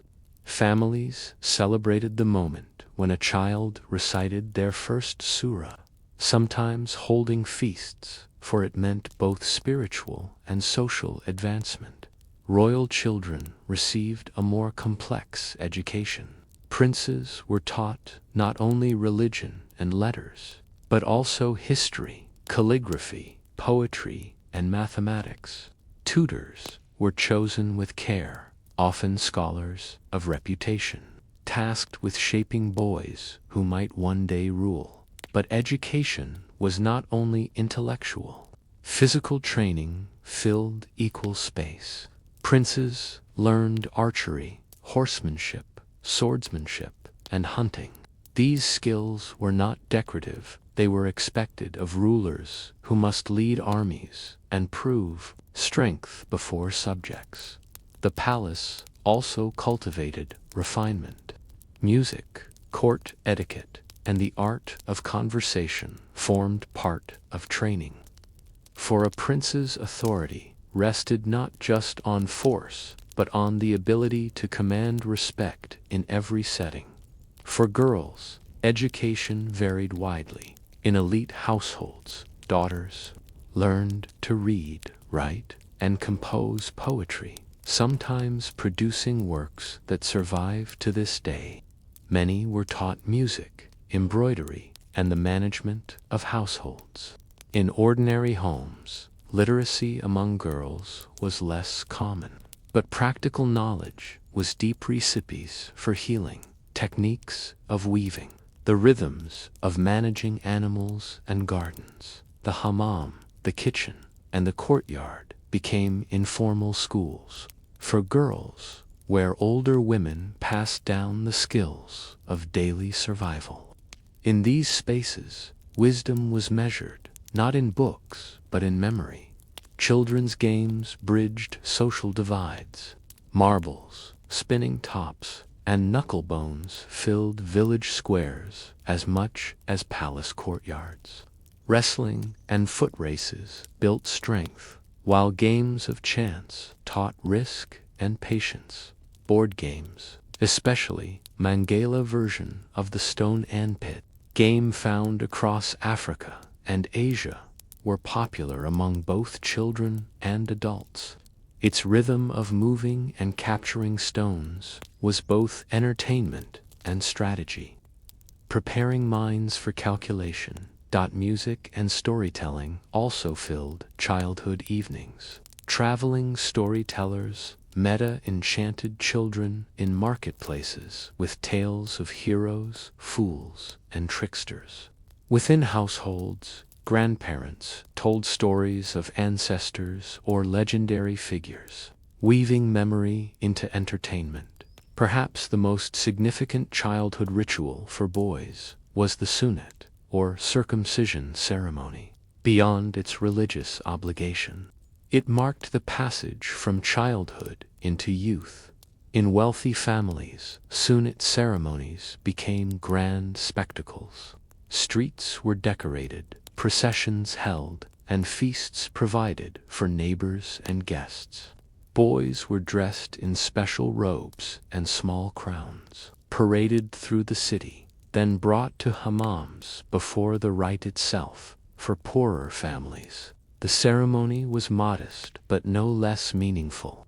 A child emerged from the ritual, not only cleansed, but transformed in status, no longer a small boy, but one who stepped toward manhood by the age of 10 or 12.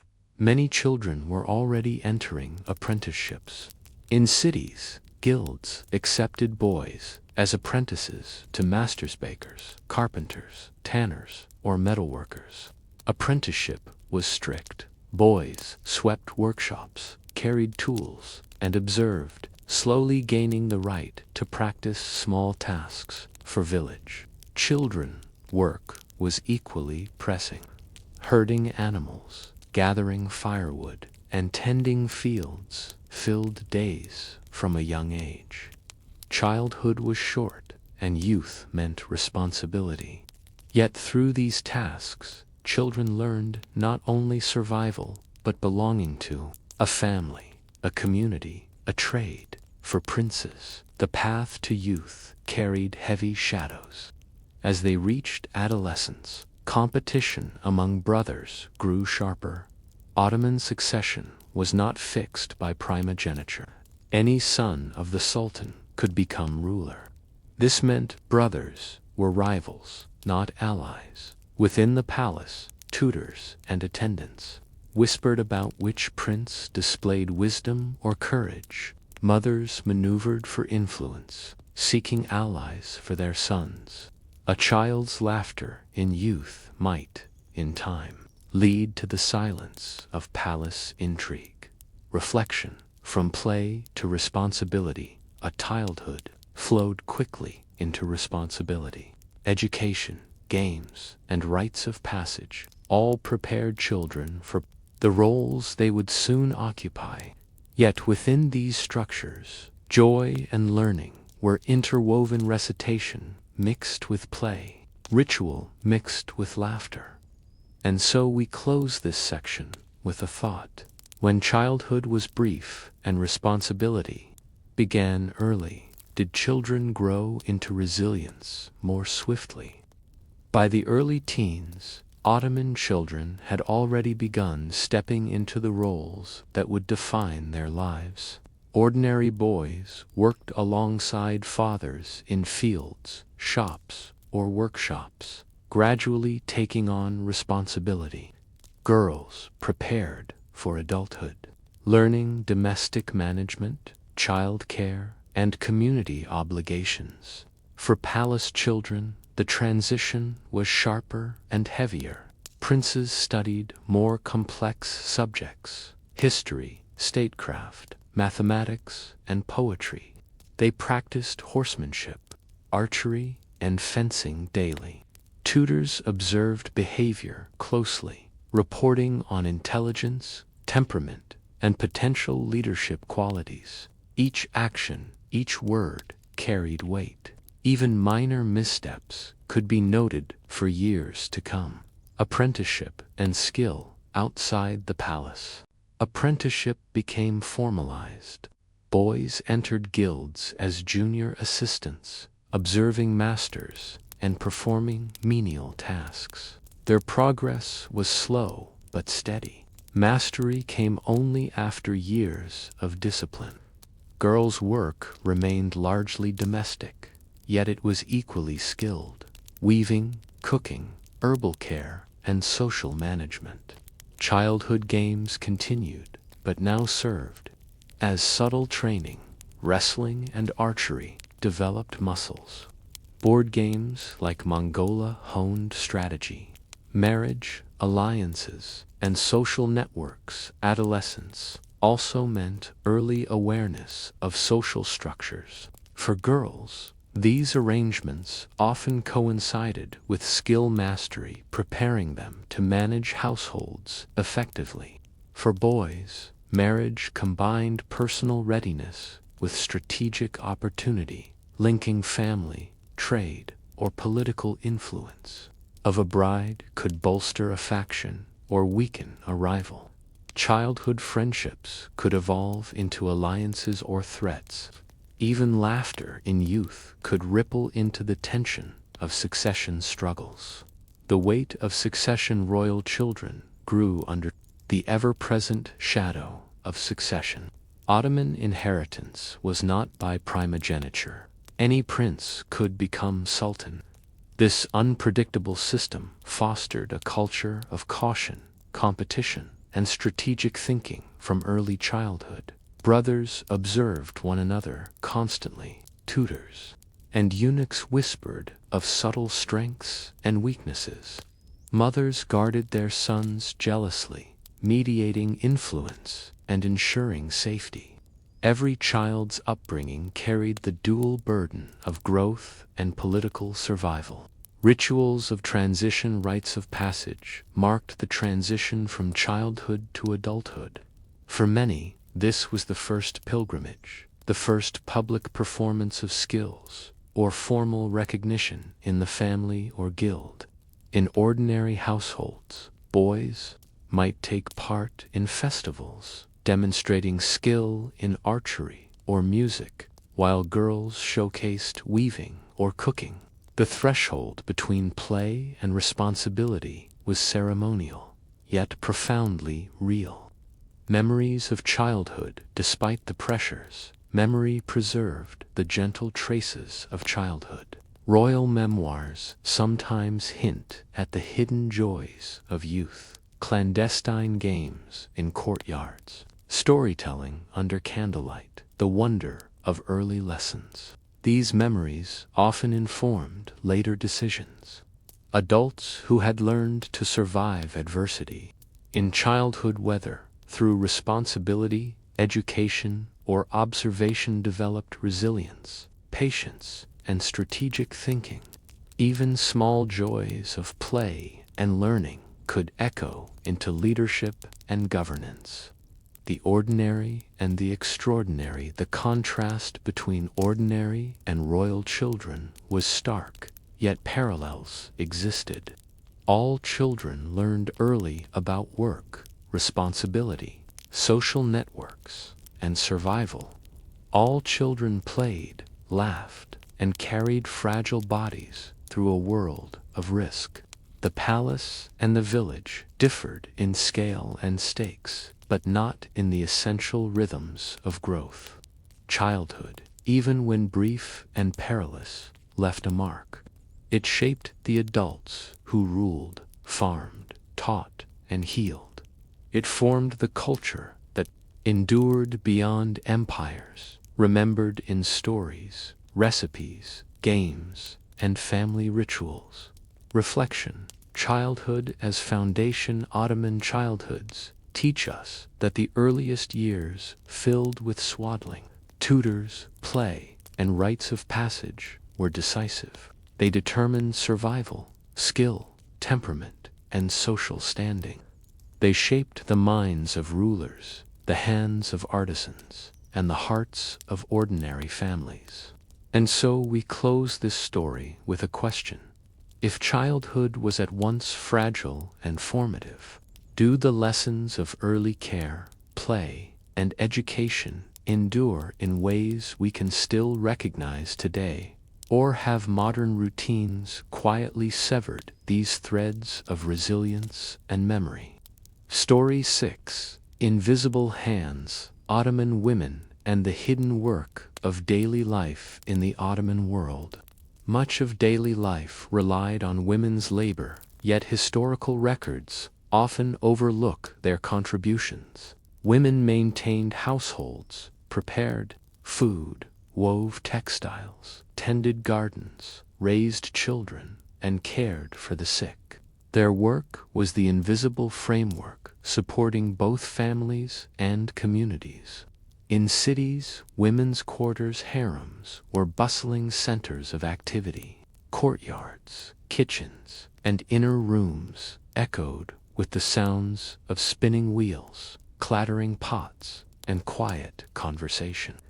Outside, women carried water from fountains, washed laundry in rivers or basins, and tended small gardens, providing vegetables, herbs, and flowers.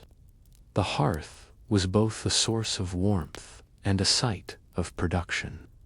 Women prepared daily meals, preserving fruits and vegetables, baking bread, and concocting syrups and medicinal teas.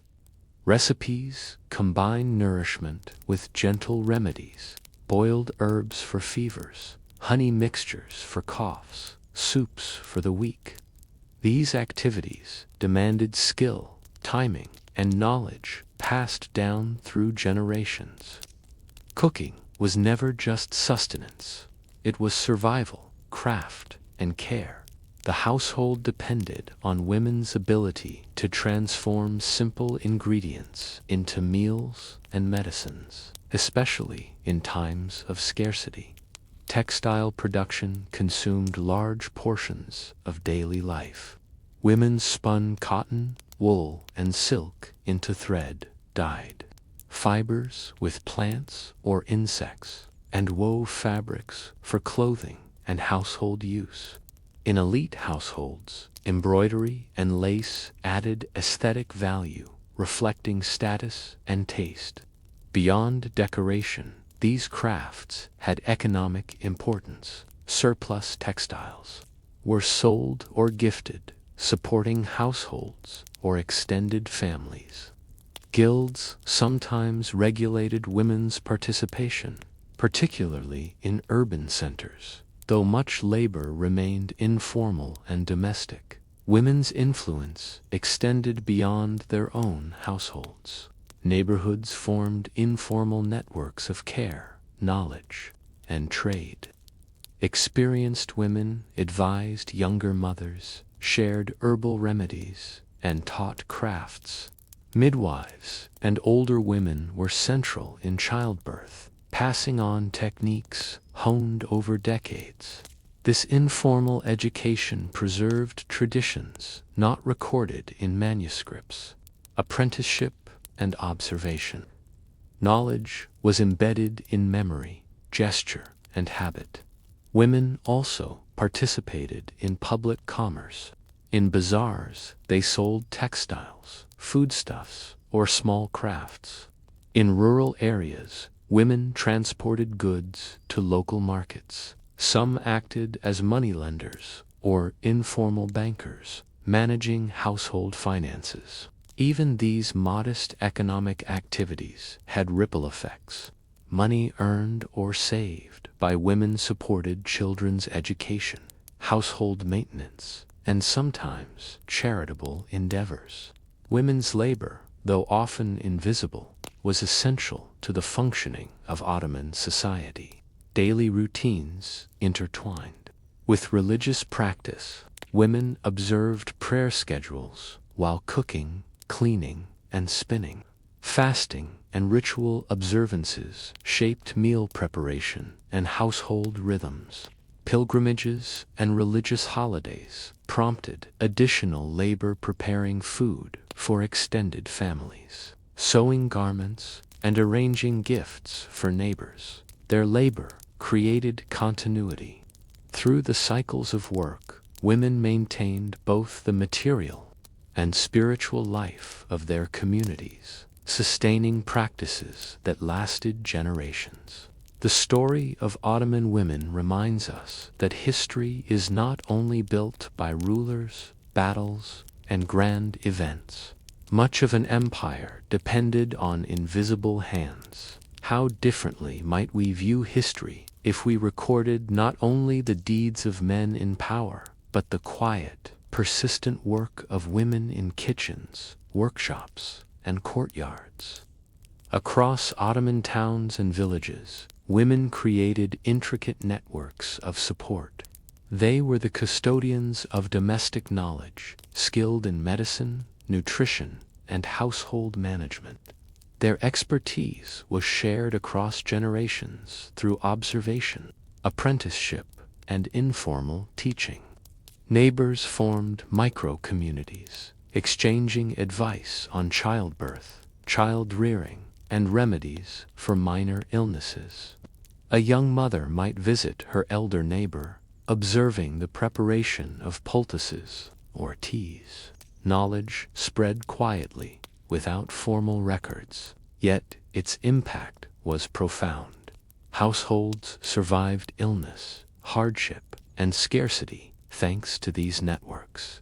Beyond the household, women engaged with the market economy. They sold textiles, embroidery, pottery, and foodstuffs, often taking the earnings back to support families.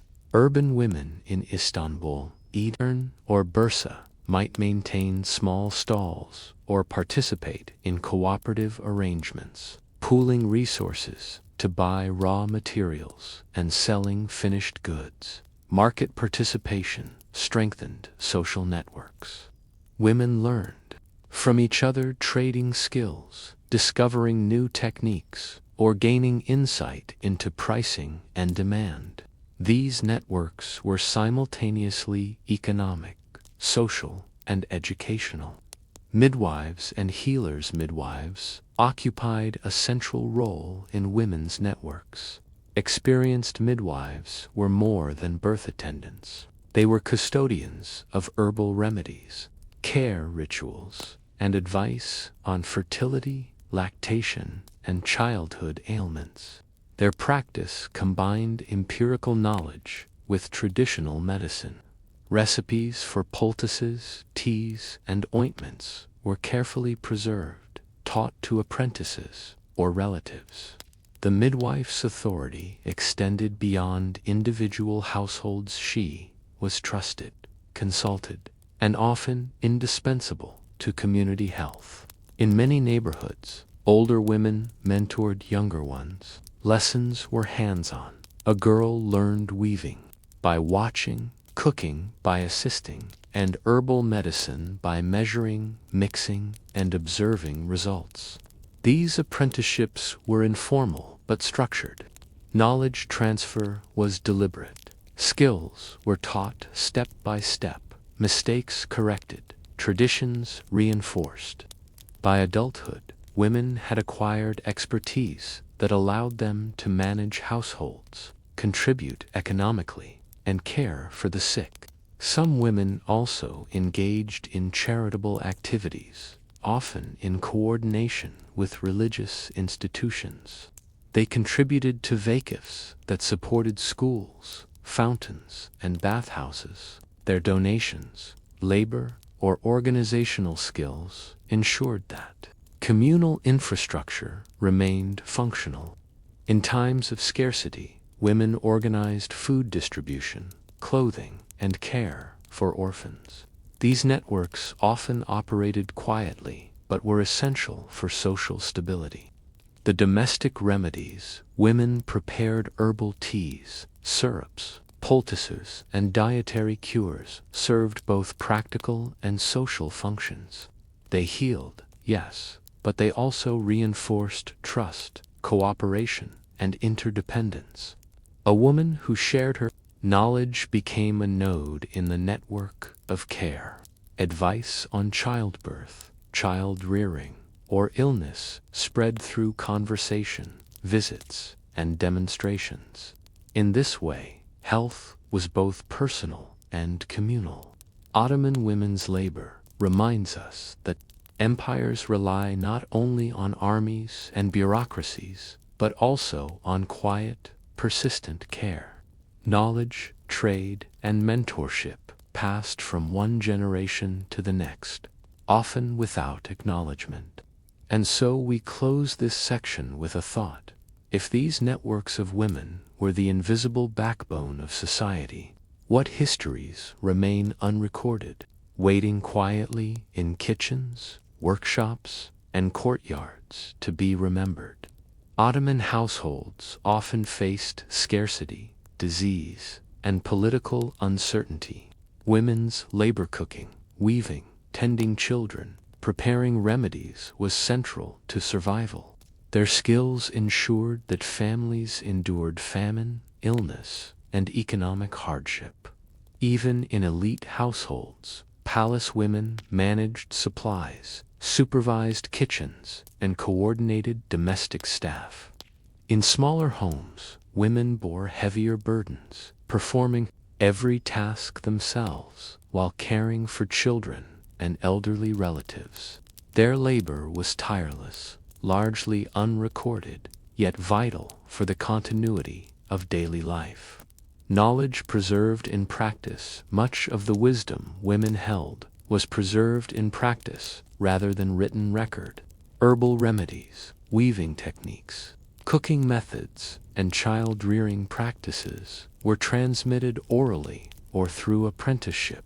This created a culture of embodied knowledge. A girl watching her mother knead dough, dye thread, or prepare a poultice absorbed lessons that textbooks could never convey. These lessons were often adapted to local circumstances, showing ingenuity, observation, and resilience. Community and influence. Women's influence extended beyond the household. Through networks of neighbors, family, and apprentices, they shaped community norms, social cohesion, and health practices. Midwives, in particular, were central nodes in these networks, ensuring not only the survival of infants, but also the transfer of wisdom. Trade, charity, and mentorship allowed women to shape economic and social landscapes. Even when invisible in official histories, their labor sustained society, enabling both urban and rural communities to function. Decline and transformation. The Ottoman Empire's decline, along with modernization and urban reform, gradually transformed these networks. Industrialization shifted textile production from homes to factories.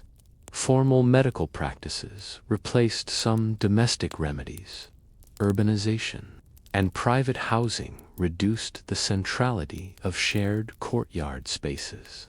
Yet these transformations did not erase the legacy. Many practices persisted quietly, recipes handed down through families, weaving techniques taught to daughters, and neighborhood knowledge of herbs and remedies continued in private memory. Echoes in modern times today, we can trace echoes of these networks in modern households and community life. Women continue to transmit knowledge through cooking, childcare, craft, and mentorship. Cultural memory preserves rituals, festivals, and domestic wisdom that originate in these centuries of hidden labor. Even public institutions retain traces, charitable foundations, communal kitchens, and craft guilds reflect practices once maintained informally by women. The invisible foundations of the past have left enduring marks on the present.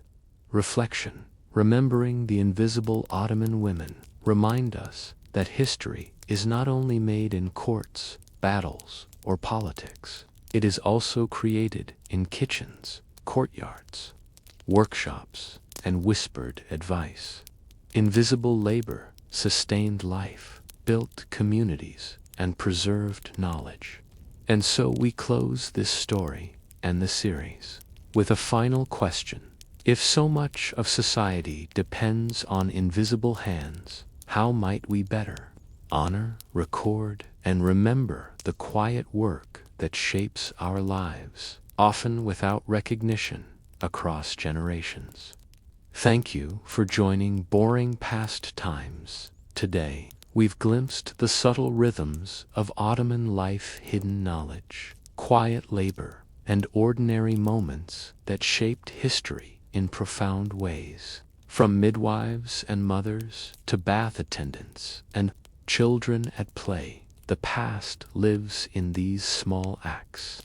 As you drift off, remember, history is not only in grand events, but also in the invisible hands that built the world around us.